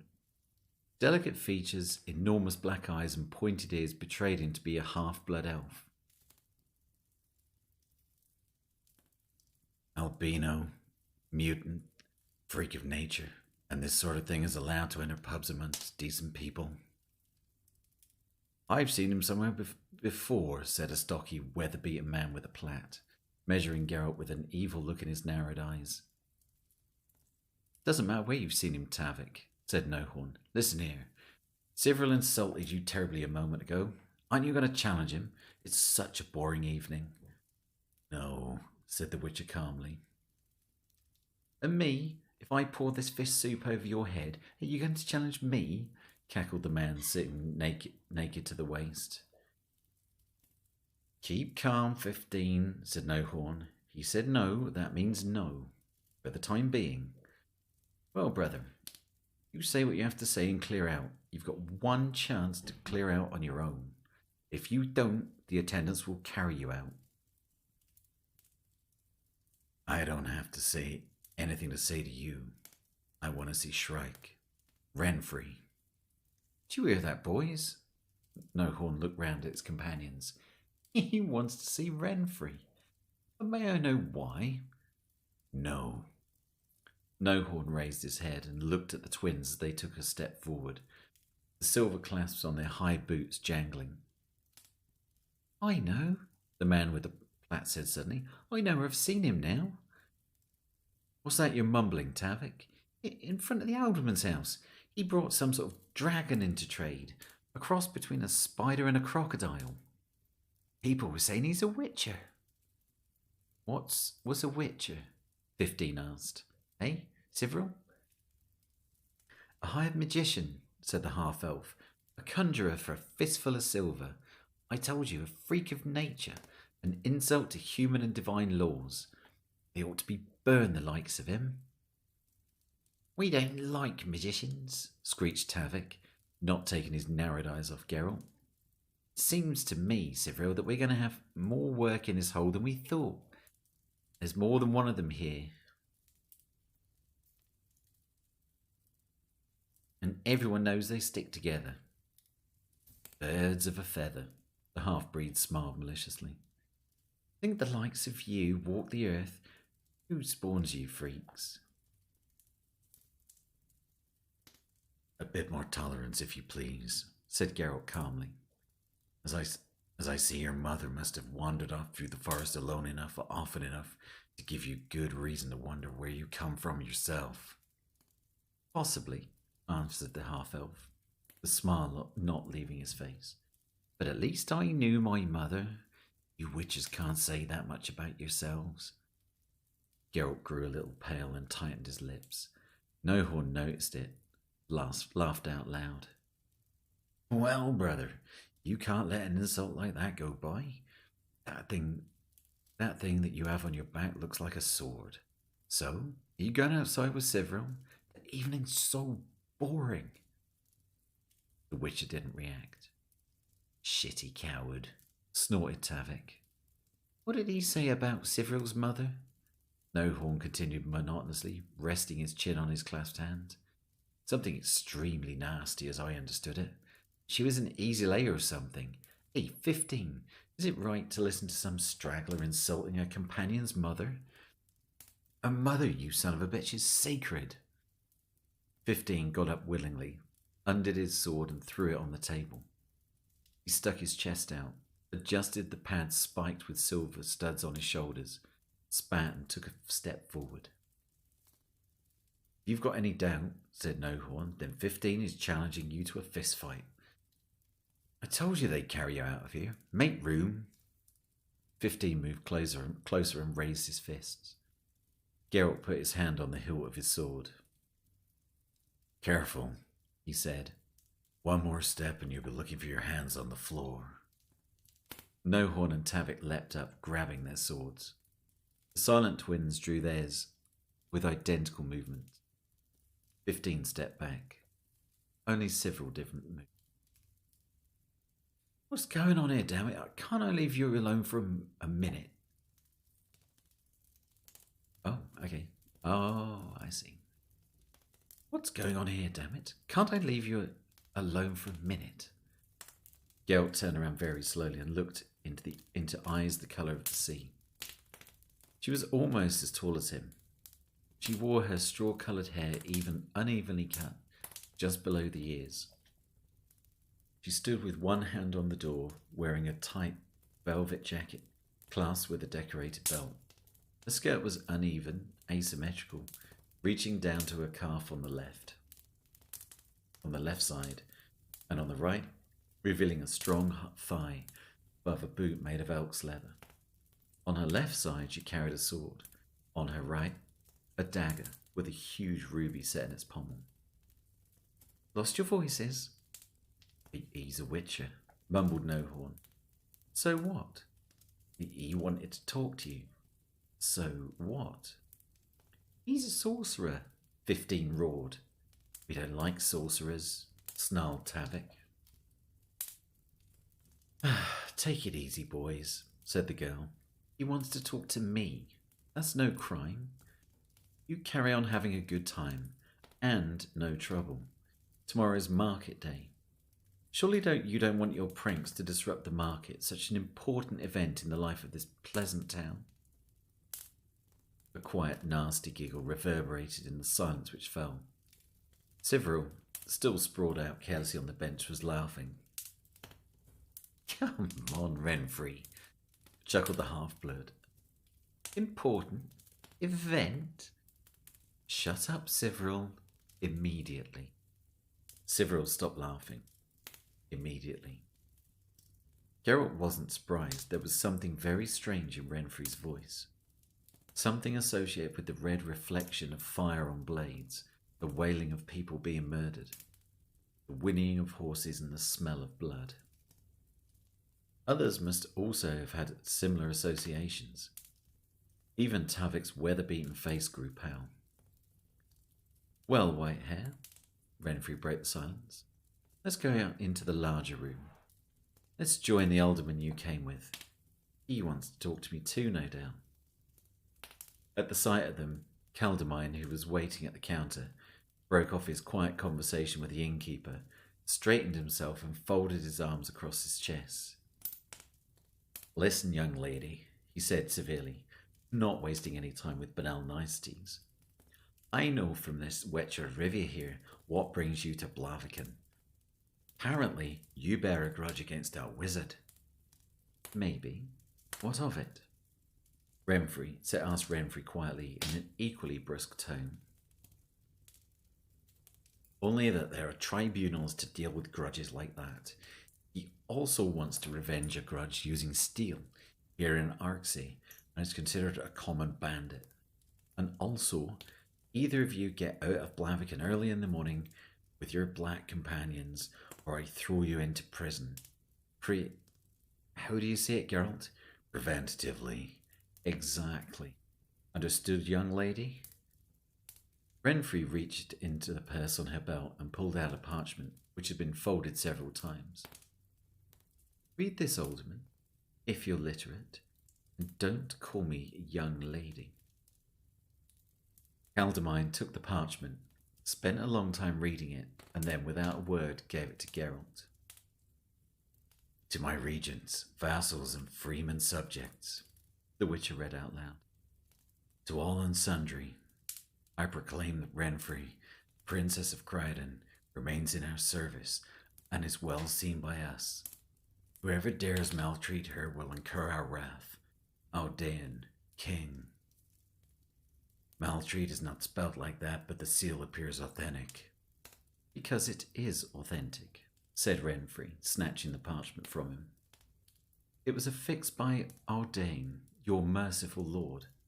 That's why I don't advise you to maltreat me. Irrespective of how you spell it, the consequence for you would be lamentable. You are not honourable alderman.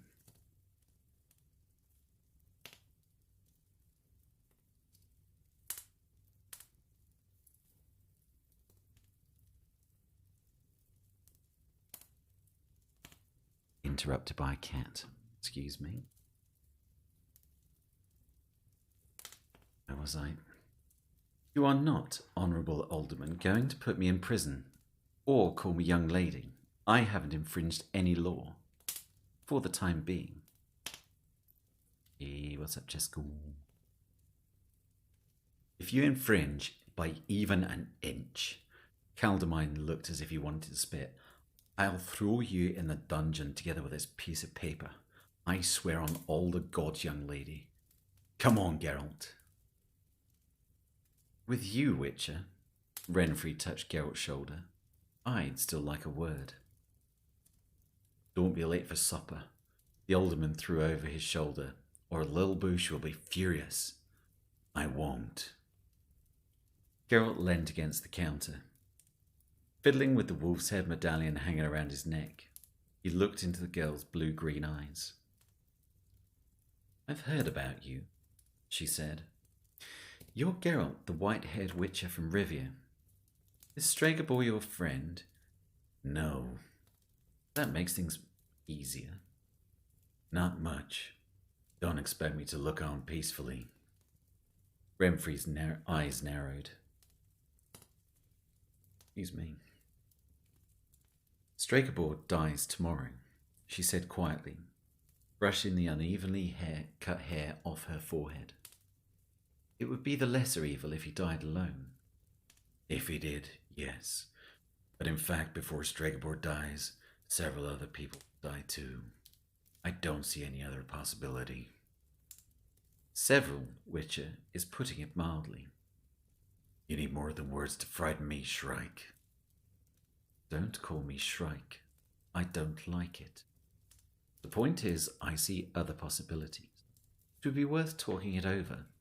But Libouche is waiting. Is she pretty, this Libouche? Is all that you had to say to me? No, but you should go. Libouche is waiting.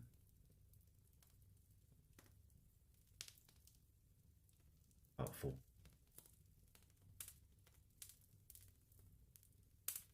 There was someone in his little attic room. Geralt knew it before he even reached the door, sensing it through the barely perceptible vibration of his medallion. He blew out the oil lamp which had lit his path up the stairs, pulled the dagger from his boot, slipped it into the back of his belt and pressed the door handle. The room was dark, but not for a witcher. He was deliberately slow in crossing the threshold, closed the door behind him carefully. The next second, he dived at the person sitting on the bed, crushed them into the linen, forced his forearm under their chin and reached for his dagger. He didn't pull it out. Something wasn't right. Not a bad start, she said in a muffled voice, lying motionless beneath him. I expected something like this, but I didn't think we'd both be in bed so quickly. Take your hand from my throat, please. It's you. Oh, sorry. It's you. It's me. Now, there are two possibilities. The first, you get off me and we talk. The second, we stay in this position, in which case I'd like to take my boots off at least. The Witcher released the girl, who sighed, sat up, adjusted her hair and skirt. Light the candle, she said. I can't see in the dark, unlike you, and I like to see who I'm talking to. She approached the table, tall, slim, agile, and sat down, stretching out her long legs in their high boots. She wasn't carrying any visible weapons. Have you anything to drink here? No. Then it's a good thing I brought something, she laughed, placing a travelling wineskin and 2 leather tumblers on the table.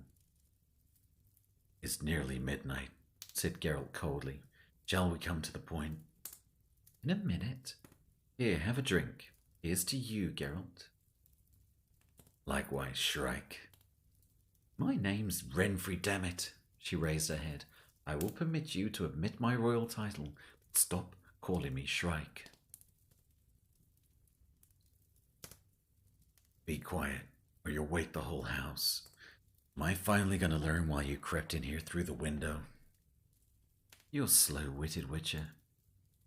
I want to save Blaviken from slaughter. I crawled over the rooftops like a she-cat in March in order to talk to you about it. Appreciate it. I do, said Geralt. Except that I don't know what talk can achieve. Situation's clear. Stregobor is in his tower and you have to lay siege to it in order to get to him. If you do that, your letter of safe conduct won't help you. O'Doan won't defend you if you openly break the law. The alderman, guards, the whole of Blaviken will stand against you. The whole of Blaviken would regret standing up to me. Renfrey smiled, revealing a predator's white teeth. Did you take a look at my boys? They know their trade, I assure you. Can you imagine what would happen in a fight between them and those dimwit guards who keep tripping over their own halberds? Do you imagine I would stand by and watch a fight like that? I'm staying at the alderman's. As you can see, if the need arises, I should stand at his side. I have no doubt. Renfrey grew serious. That you will. But you'll probably be alone, as the rest will cower in the cellars. No warrior in the world could match 7 swordsmen. So, Whitehair, let's stop threatening each other. As I said, slaughter and bloodshed can be avoided. There are 2 people who prevent it. I'm all ears. One, said Renfrey, is Stregobor himself. He leaves his tower voluntarily. I take him to a deserted spot, and Blaviken sinks back into blissful apathy and forgets the whole affair. Stregobor may seem crazy, but he's not that crazy. Who knows, Witcher? Who knows? Some arguments can't be denied, like the Treedam ultimatum. I plan to present it to the sorcerer. What is it, this ultimatum? That's my sweet secret. As you wish, but I doubt it'll be effective.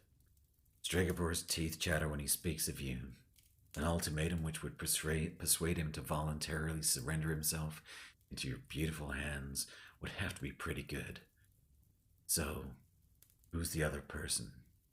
Let me guess. I wonder how sharp you are, Whitehead. It's you, Renfrey. You'll reveal it truly princely. What am I saying?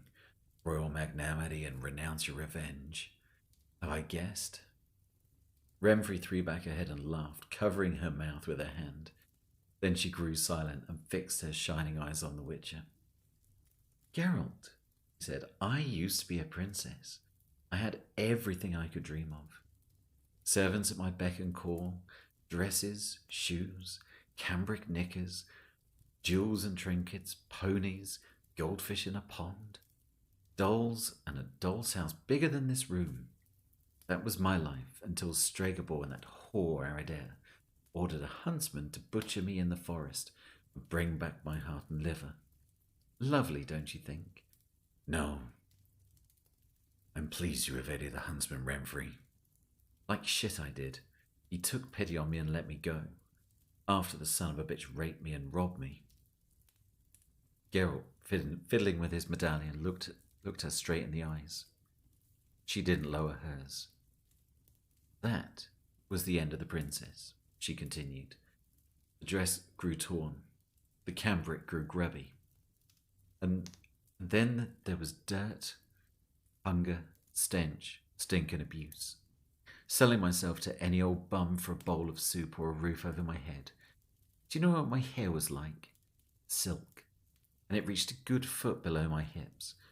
I had it cut right to the scalp with sheep shears when I caught lice. It's never growing back properly. She was silent for a moment, idly brushing the uneven strands of hair from her forehead. I stole rather than starve to death. I killed to avoid being killed myself. I was locked in prisons which stank of urine, never knowing if they would hang me in the morning or just flog me and release me. And through it all, my stepmother and your sorcerer were hard on my heels with their poisons and assassins and spells.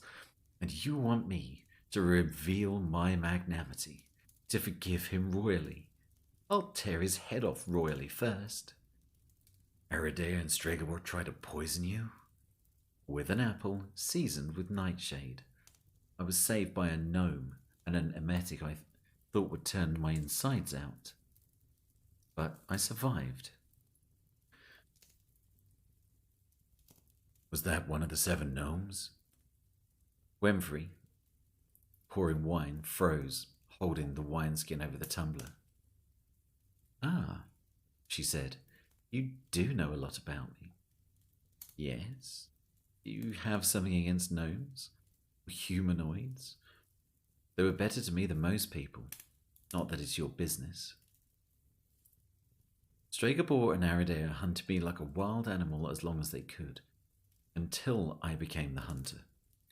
Aridea died in her own bed. She was lucky I didn't get to her earlier. I had a special plan for her, and now I've got one for the sorcerer. Think he deserves to die?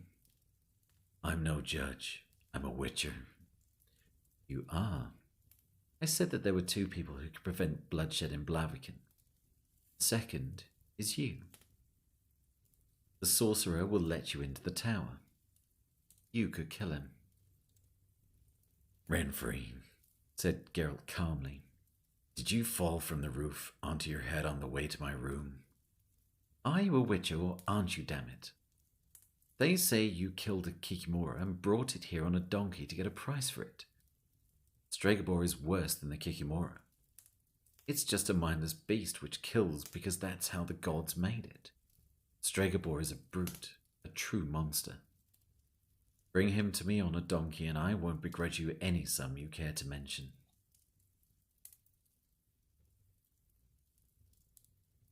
Not a hired thrug, hired thrug? Not a hired rug. I'm not a hired thug, Shrike. You're not, she agreed with a smile. She leant back on the stool and crossed her legs on the table without the slightest effort to cover her thighs with the skirt. You're a witcher, a defender of people from evil, and evil is the steel and fire which will cause devastation here if we fight each other. Don't you think I'm proposing a lesser evil, a better solution, even for that son of a bitch Stregobor? You can kill him mercifully with one thrust. He'll die without knowing it, and I guarantee him quite the reverse. Geralt remained silent. Renfrey stretched, raising her arms. I understand your hesitation, she said, but I need an answer now. Do you know why Stregobor and the king's wife wanted to kill you? Renfrey straightened abruptly and took her legs off the table. It's obvious, she snarled. I am heir to the throne. Aridea's children were born out of wedlock, and I don't have any right to... No. Renfrey lowered her head, but only for a moment. Her eyes flashed. Fine. I'm supposed to be cursed, contaminated in my mother's womb. I'm supposed to be, yes, a monster. And are you? For a fleeting moment, she looked helpless, shattered, and very sad. I don't know, Geralt, she whispered. And then her features hardened again. Because how am I to know, damn it? When I cut my finger, I bleed. I bleed every month, too. I get bellyache when I overeat, and I get a hangover when I get drunk. When I'm happy, I sing, and I swear when I'm sad. When I hate someone, I kill them, and when... Enough of this. Your answer, Witcher. My answer is no. You remember what I said? She asked after a moment's silence. There are offers you can't refuse. The consequences are so terrible, and this is one of them. Think it over. I have thought carefully. My suggestion was as serious. Renfrey was silent for some time, fiddling with a string of pearls wound 3 times around her shapely neck before falling teasingly between her breasts, their curves just visible through the slit of her jacket. Geralt, she said, did Stregobor ask you to kill me? Yes. He believed it was the lesser evil. Can I believe you refused him as you have me? You can. Why? Because I don't believe in a lesser evil. Renfrew smiled faintly, an ugly grimace in the yellow candlelight. You don't believe in it, you say. Well, you're right, in a way. Only evil and greater evil exist, and beyond them in the shadows lurks true evil. True evil, Geralt, is something you can barely imagine, even if you believe nothing can still surprise you, and sometimes true evil seizes you by the throat and demands that you choose between it and another, slightly lesser evil. What's your goal here, Renfrey? Nothing. I've had a bit to drink and I'm philosophizing. I'm looking for general truths, and I've found one. Lesser evils exist, but we can't choose them. Only true evil can force us to such a choice, whether we like it or not. Maybe I've not had enough to drink, the Witcher smiled sourly. And in the meantime, midnight's passed the way it does. Let's speak plainly. You're not going to kill Stregobor and Blaviken because I'm not going to let you. I'm not going to let it come to a slaughter here. So, for the second time, renounce your revenge. Prove to him, to everyone, that you're not an inhuman and bloodthirsty monster. Prove he has done you great harm through his mistake. For a moment, Renfrew watched the Witcher's medallion spinning as he twisted the chain. And if I tell you, Witcher, that I can neither forgive Stregobor nor renounce my revenge, then I admit that he is right. Is that it? I'd be proving that I am a monster cursed by the gods. You know, when I was still new to this life, a freeman took me in. He took a fancy to me, even though I found him repellent. So every time he wanted to fuck me, he had to beat me so hard I could barely move, even the following day. One morning I rose, while it was still dark, and slashed his throat with a scythe. I wasn't yet as skilled as I am now with a knife. I wasn't yet as skilled as I am now, and a knife seemed too small. As I listened to him gurgle and choke, watching him kicking and flailing, I felt the marks left by his feet and fists fade, and I felt, oh, so great that I left him, whistling, sprightly, feeling so joyful, so happy. And it's the same each time. If it wasn't, who'd waste time on revenge? Renfrey, said Geralt, whatever your motives, you're not going to leave here joyful and happy. But you'll leave here alive, early tomorrow morning as the alderman ordered. You're not going to kill Stregobor and Blaviken.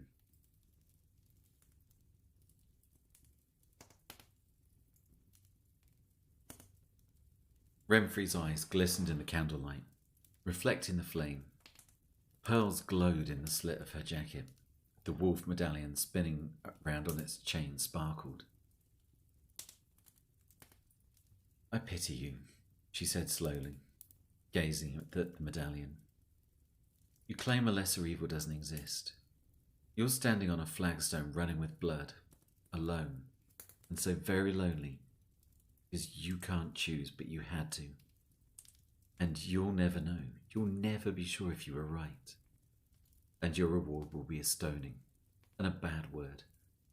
I pity you. And you, asked the Witcher quietly, almost in a whisper. I can't choose either.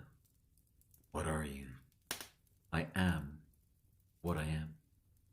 Where are you? I'm old. Renfrey. Geralt squeezed the medallion tightly in his hand. She tossed her head as if waking up and blinked several times, surprised. For a very brief moment she looked frightened. You've won, she said sharply. You win, Witcher. Tomorrow morning I'll leave Blaviken and never return to this rotten town. Never. Now pass me the wineskin. Her usual derisive smile returned as she put her empty tumbler back on the table. Geralt, I'm here. Bloody roof is steep. I'd prefer to leave at dawn than fall and hurt myself in the dark. I'm a princess, my body's delicate. I can feel it pee under a mattress, as long as it's not, well, stuffed with straw, obviously. How about it? Rent-free. Geralt smiled despite himself. Is that really befitting of a princess? What do you know about princesses, damn it? I've lived as one, and the joy of it is being able to do what you like. Do I have to tell you straight out what I want? Geralt, still smiling, didn't reply. I can't believe you don't find me attractive, Renfrey grimaced. Are you afraid you'll meet the Freeman's sticky fate? Hey, Whitehead, I haven't got anything sharp on me. Have a look for yourself. She put her legs on his knees. Pull my boots off. A high boot is the best place to hide a knife. Barefoot, she got up, tore at the buckle of her belt. I'm not hiding anything here either. Or here, as you can see. That bloody candle out. Outside in the darkness, a cat yawned. Renfrey. What?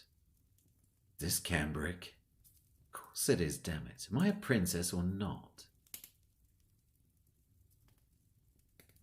More water. I'm loving this right now. Thanks, Jessica. The older, I can feel the throat starting to go, but 2 hours is not bad. I'll just keep hydrating for a bit.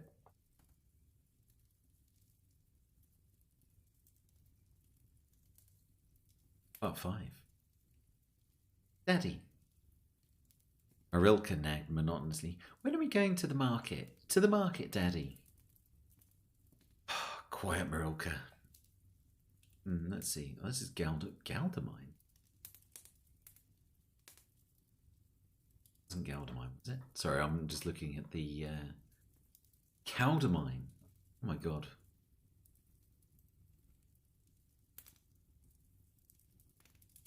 Wait. Oh, it is Caldamine. I think the PDF I'm reading's got his name misspelled. I was like, wait, Galdamine? Seems a bit weird that they'd have a character with one letter slightly different.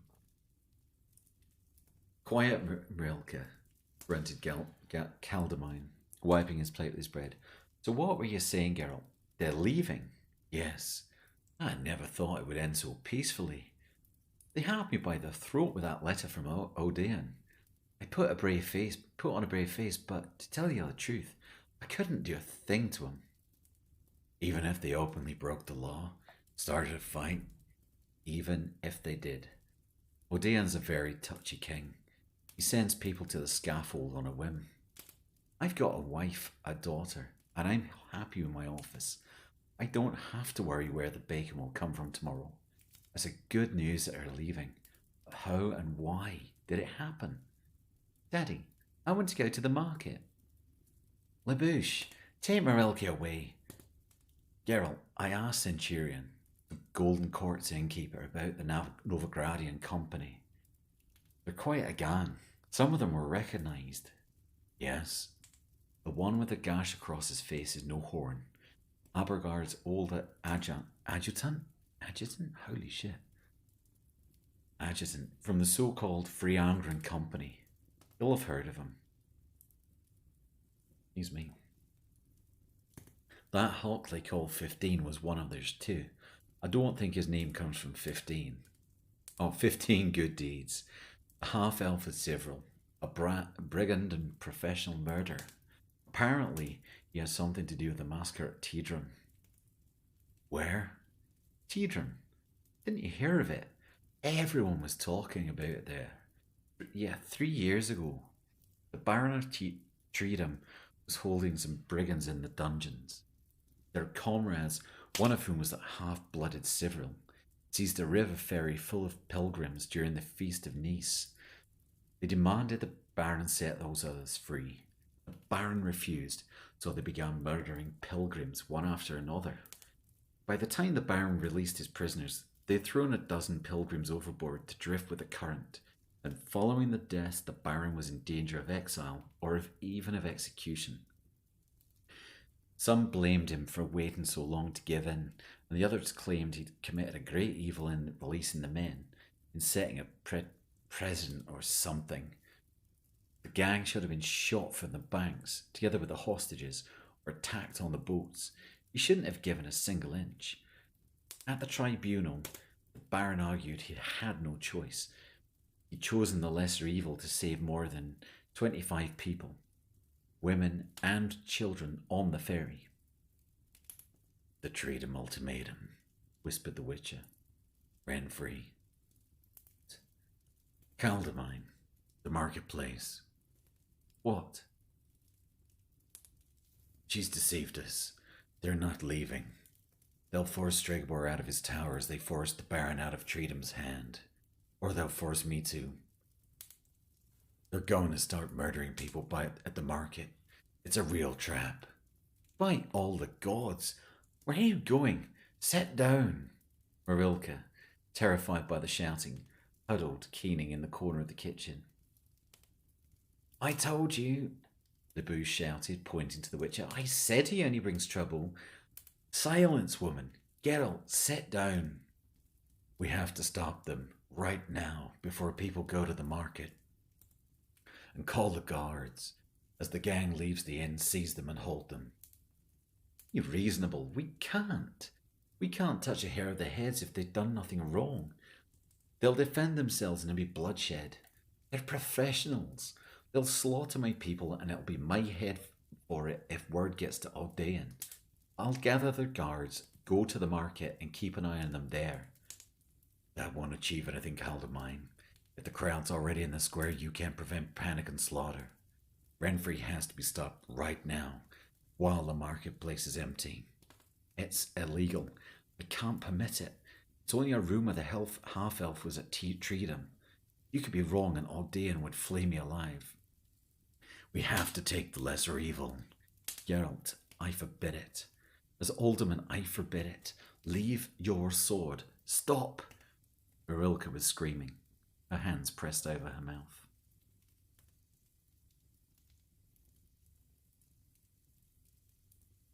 Shading his eyes with his hand, Several watched the sun emerge from behind the trees. The marketplace was coming to life. Wagons and carts rumbled past, and the first vendors were already filling their stalls. A hammer was banging, a cock crowing, and seagulls screeched loudly overhead. Looks like a lovely day, 15 said pensively. Several looked at him askance, but didn't say anything. Yours is all right, Tavik? Asked Nohorn, pulling on his gloves. Saddled and ready, but there's still not many of them in the marketplace. There'll be more. We should eat later. Dead right. You'll have time later, and an appetite. Look, said 15 suddenly. The Witcher was approaching from the main street, walking between stalls, coming straight towards them. Renfrey was right, several said. Give me the crossbow, Nohorn. He hunched over, and holding the strap down with his foot, pulled the string back. He placed the bolt carefully in the groove as the Witcher continued to approach. Several raised the crossbow. Not one step closer, Witcher. Geralt stopped about 40 paces from the group. Where's Renfrey? The half-blood's pretty face contorted. At the tower. She's making the sorcerer an offer he can't refuse. She knew you would come. She left a message for you. Speak. I am what I am. Choose. Either me or a lesser. You're supposed to know what it means.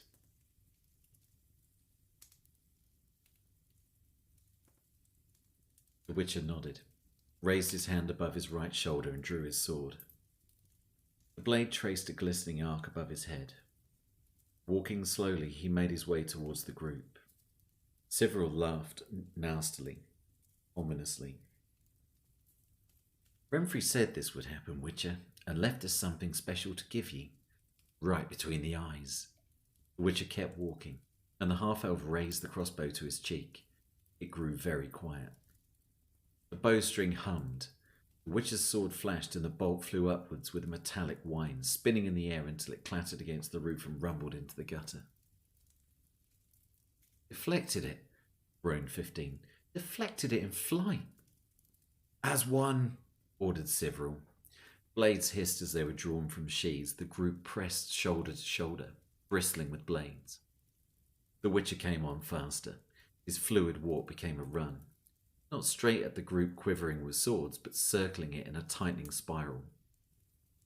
As Geralt circled the group, Tavik's nerve failed. He rushed the Witcher, the twins following him. "Don't disperse!" Cyril roared, shaking his head and losing sight of the Witcher. He swore and jumped aside, seeing the group fall apart, scattering around the market stalls. Tavik went first. He was chasing the Witcher when he saw Geralt running in the opposite direction towards him. He skidded, trying to stop, but the Witcher shot past before he could raise his sword. Tavik felt a hard blow just above his hip, fell to his knees, and when he saw his hip, started screaming. The twins simultaneously attacked the black, blurred shape rushing towards them, mistimed their attack and collided with each other as Geralt slashed Veer across the chest and Nimir in the temple, leaving one twin to stagger, head down into a vegetable stall, and the other to spin in place and fall limply into the gutter. The marketplace boiled with vendors running away, stalls clattering to the ground and screams rising in the dusty air. Tavik tried to stumble to his trembling legs and fell painfully from the ground. "From the left, 15, Nohorn roared, running in a semicircle to approach the Witcher from behind. 15 spun, but not quickly enough. He bore a thrust through the stomach, prepared to strike, and was struck again in the neck, just below his ear. He took 4 unsteady steps and collapsed into a fish cart which rolled away beneath him. Sliding over the slippery cargo, 15 fell onto the flagstones, silver with scales. "Hey, Spoopy, what's up? Time no see." I'll use you as an excuse for more water. Cyril and Nohorn struck simultaneously from both sides. The elf with a high sweeping cut, Nohorn from a kneeling position low and flat. The Witcher caught both, 2 metallic clangs merging into one. Cyril leapt aside and tripped, catching himself against a stall as Nohorn warded off a blow so powerful it threw him backwards to his knees. Leaping up, he parried too slowly, taking a gash in the face parallel to his old scar. Cyril bounced off the stall, jumping over Nohorn as he fell, missed the Witcher and jumped away. The thrust was so sharp, so precise, he didn't feel it. His legs only gave way when he tried to attack again. The sword fell from his hand, the tendon severed above the elbow. Cyril fell to his knees and shook his head, trying and failing to rise. His head dropped, and among the shattered stalls and market wares, the scattered fish and cabbages, his body stilled in the centre of a growing red puddle. Renfrey entered the marketplace. She approached slowly with a soft, feline step, avoiding the carts and stalls. Crowd in the street and by the houses, which had been humming like a hornet's nest, grew silent. Geralt stood motionless, his sword in his lowered hand. Renfrey came to within 10 paces and stopped, close enough to see that under her jacket she wore a short coat of chainmail, barely covering her hips. "You've made your choice," he said slowly. "Are you sure it's the right one?" "This won't be another Treedom," Geralt said with an effort. "It wouldn't have been. Stregobor laughed in my face. He said I could butcher Blaviken and the neighbouring villages and he wouldn't leave his tower. And he won't let anyone in, not even you. Why are you looking at me like that? Yes, I deceived you. I'll deceive anyone if I have to. Why should you be special?" "Get out of here, Renfrey." She laughed. "No, Geralt." She drew her sword quickly and nimbly. "Renfrey." "No. You made a choice. Now it's my turn." With one sharp move, she tore the skirt from her hips and spun it in the air, wrapping the material around her forearm. Geralt retreated and raised his hand, arranging his fingers in the sign. Renfrey laughed hoarsely. It doesn't affect me, only the sword will. Renfrey, he repeated. Go. If we cross blades, I won't be able. I know, she said, but I can't do anything else. I just can't. We are what we are, you and I. She moved towards him with a light, swaying step, her sword glinting in her right hand, her skirt dragging along the ground from her left. She leapt. The skirt fluttered in the air, and, veiled in its tracks, the sword flashed in a short, sparring cut. Geralt jumped away. Cloth didn't even brush him, and Renfrey's blade slid over his diagonal parry. He attacked instinctively, spinning their blades, trying to knock a weapon aside. It was a mistake. She deflected his blade and slashed, aiming for his face. Barely parried and pirouetted away, dodging her dancing blade and jumping aside again. She fell on him, threw the skirt into his eyes and slashed flatly from short range, spinning. Spinning with her, he avoided the blow. She knew the trick and turned with him, their bodies so close he could feel the touch of her breath as she ran the edge across his chest. He felt a twinge of pain, ignored it, turned again in the opposite direction, deflected the blade flying towards his temple, made a swift feint and attacked. Renfrey sprang away, as if to strike from above, as Geralt lunged and swiftly slashed her exposed thigh and groin from below with the very tip of his sword. She didn't cry out. Falling to her side, she dropped her sword and clutched her thigh. Blood poured through her fingers in a bright stream over her decorated belt, elk leather boots, and onto the dirty flagstones. The clamour of the swaying crowd, crammed in the streets, grew as they saw blood. Geralt put up his sword. Don't go, she moaned, curling up in a ball. He didn't reply. I'm cold. He said nothing. Renfrey moaned again, curling up tighter as her blood flowed into the cracks between the stones. Geralt, hold me. The Witcher remained silent. She turned her head, resting her cheek on the flagstones, and was still. A fine dagger, hidden beneath her body until now, slipped from her numb fingers.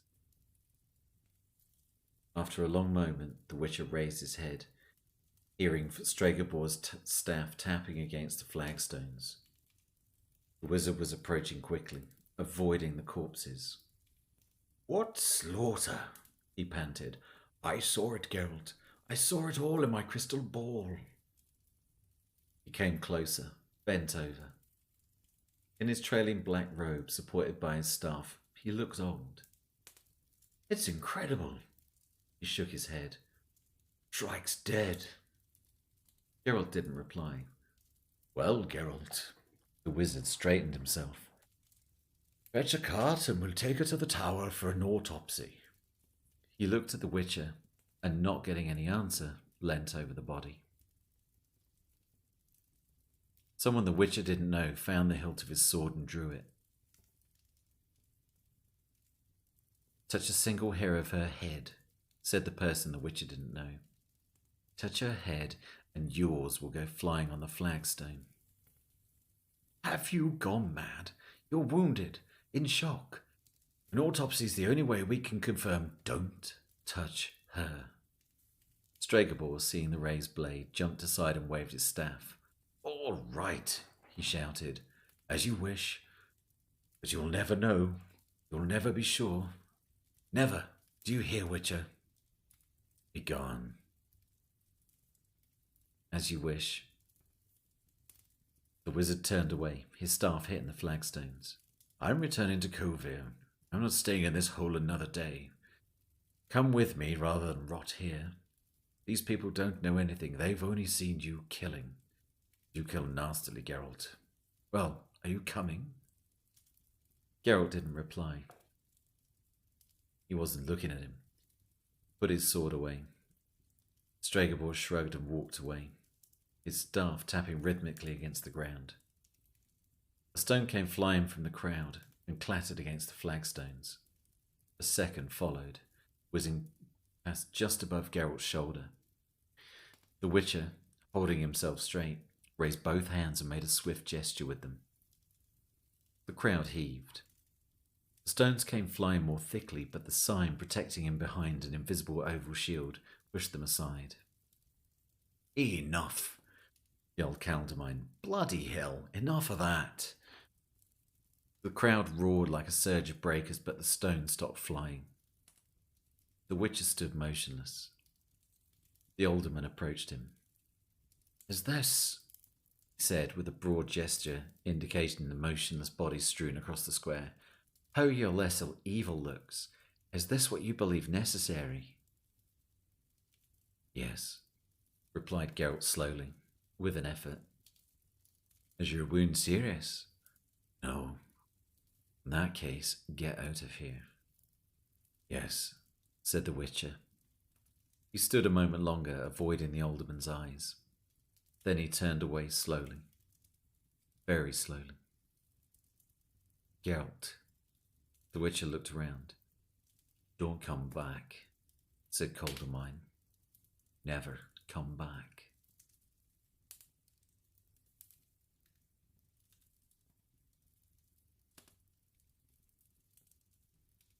I actually remember that bit from the show. That was a good fight. I think that was the bit where, instead of some of that stuff he said, I'm pretty sure that's when he just goes, fuck. And then they just start fighting each other.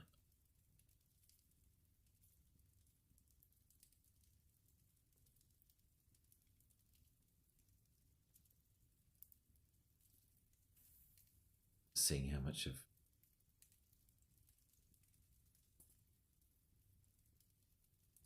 okay, we'll finish this. We'll finish the voice of reason, and I'll. It's probably about right. Probably about 10, 15 minutes left, maybe 20. Sounds like a plan.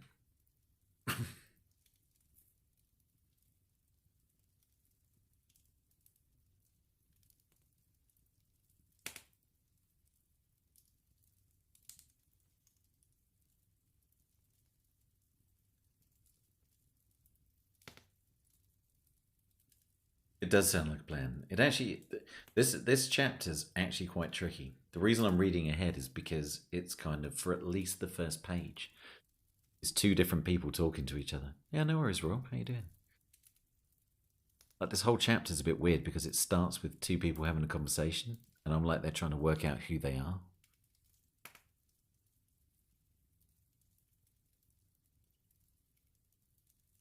It's like, bum, bum, bum, bum, I think it... And it's like, right, one of them's Geralt. And it's like, right.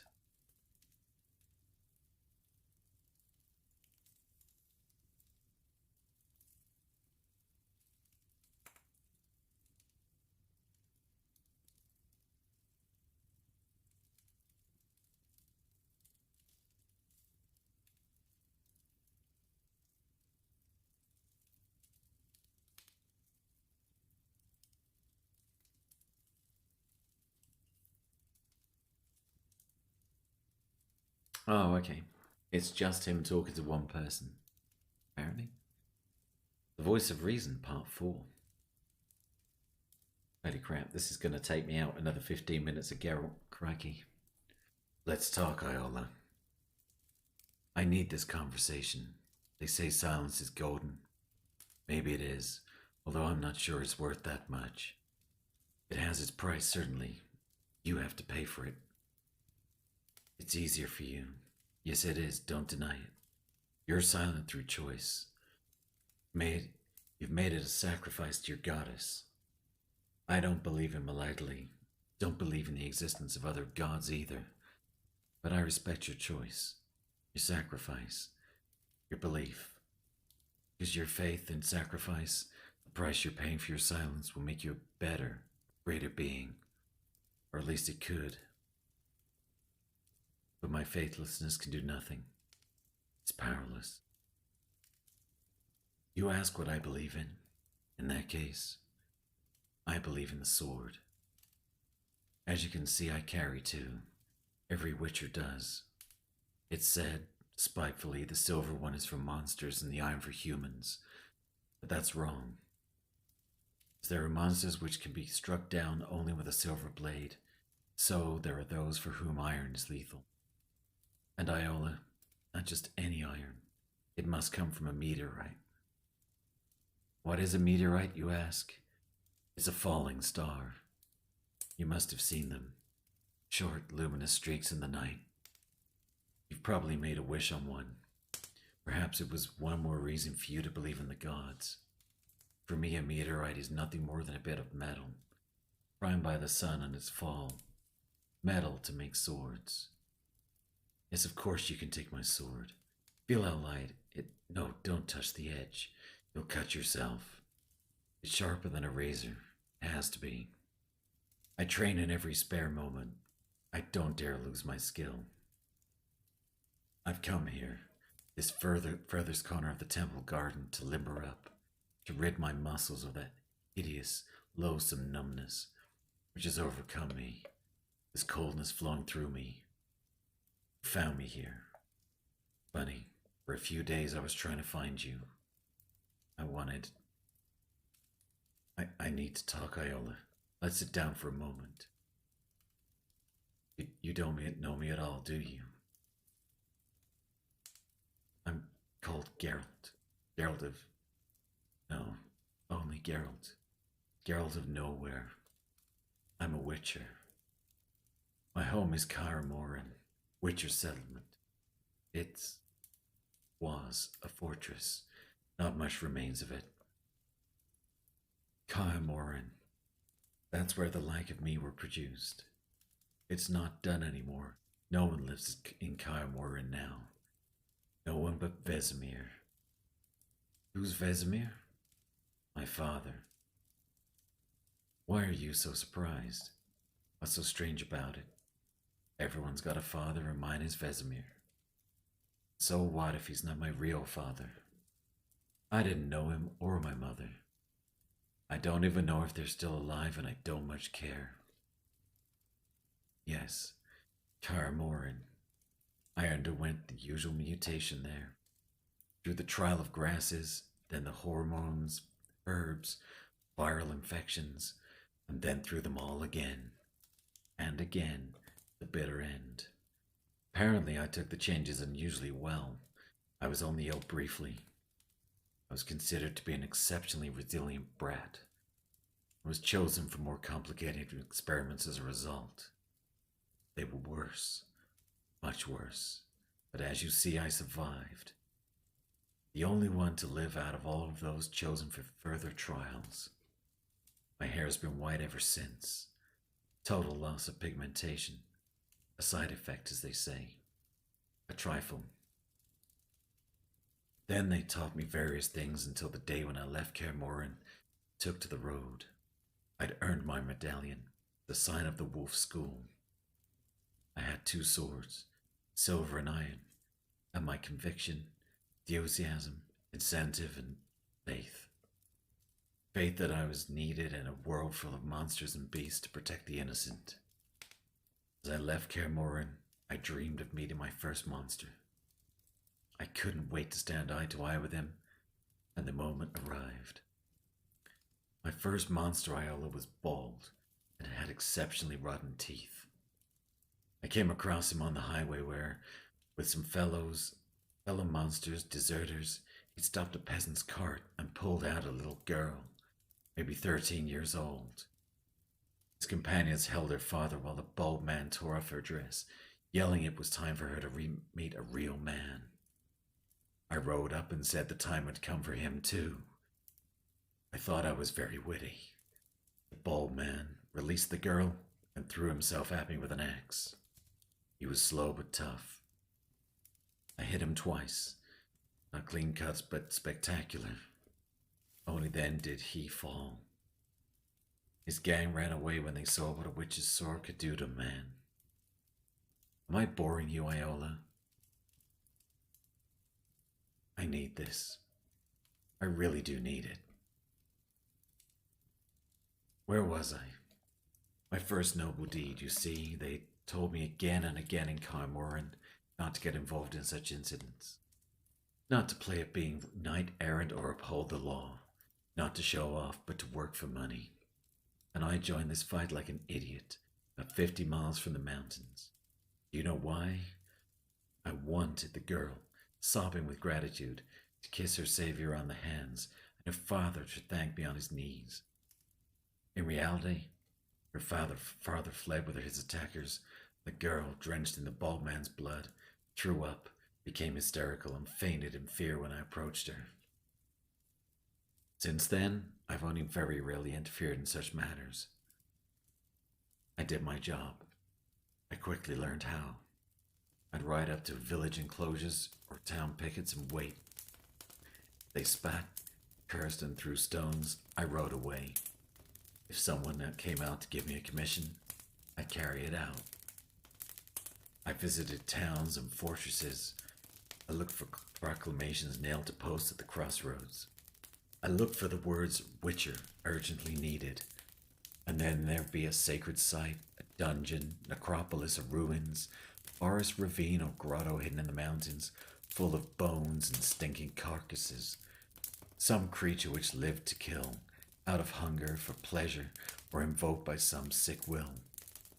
A manticore, wyvern, fogler, Eichner, Iliocaris, chimera, leshy, vampire, ghoul, revere, werewolf, giant scorpion, striga, black anise, kikimora, viper. So many I've killed. There'd be a dance in the dark and a slash of the sword, and a fear and distaste in the eyes of my employer afterwards. Mistakes? Of course I've made them, but I keep to my principles.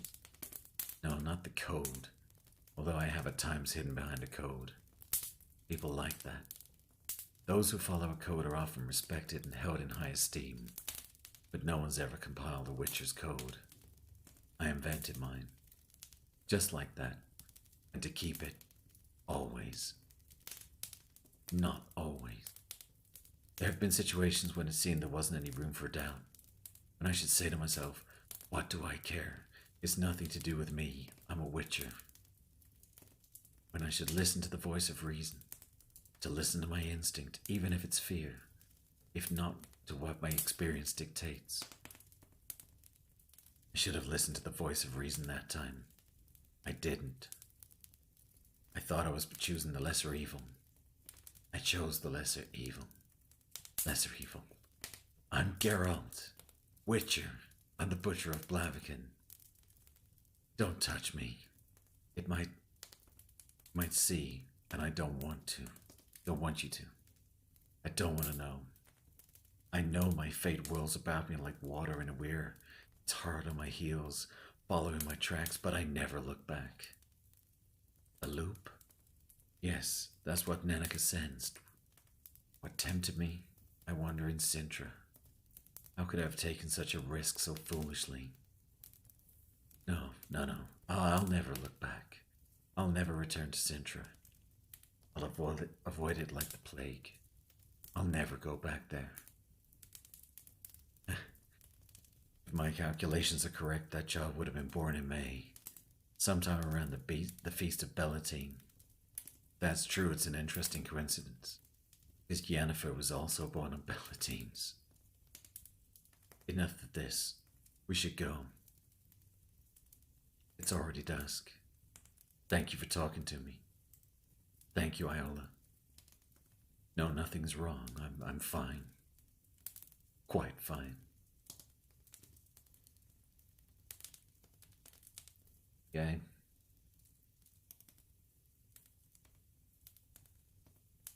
That is the end of the voice of reason. Let me just see if I add bookmarks. I can.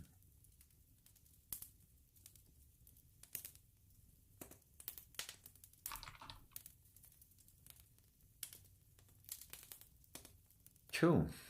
Right. I think it's time to raid someone. Thank you, everybody that's here. Hopefully that's not been too painful. And anybody that did put up with it didn't either get bored or fall asleep.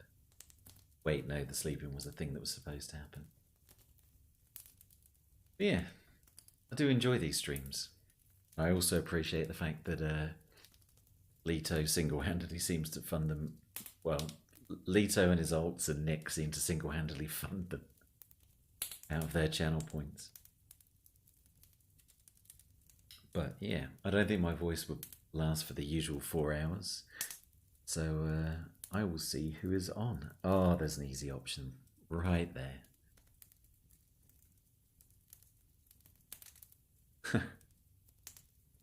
I'm calling you out there, Leto. Yeah, thanks everyone for being here. I really appreciate it, and it's yeah, I do appreciate everyone with the nice comments. Makes me definitely want to do it again. But for now, let's go and raid Ms. Memento Mori, because we love Memento. She is awesome. But yeah, again, thank you very much for everyone who's still here, and I will see you middle of the week, Tuesday. Have a great rest of your weekend. See you guys later. Bye.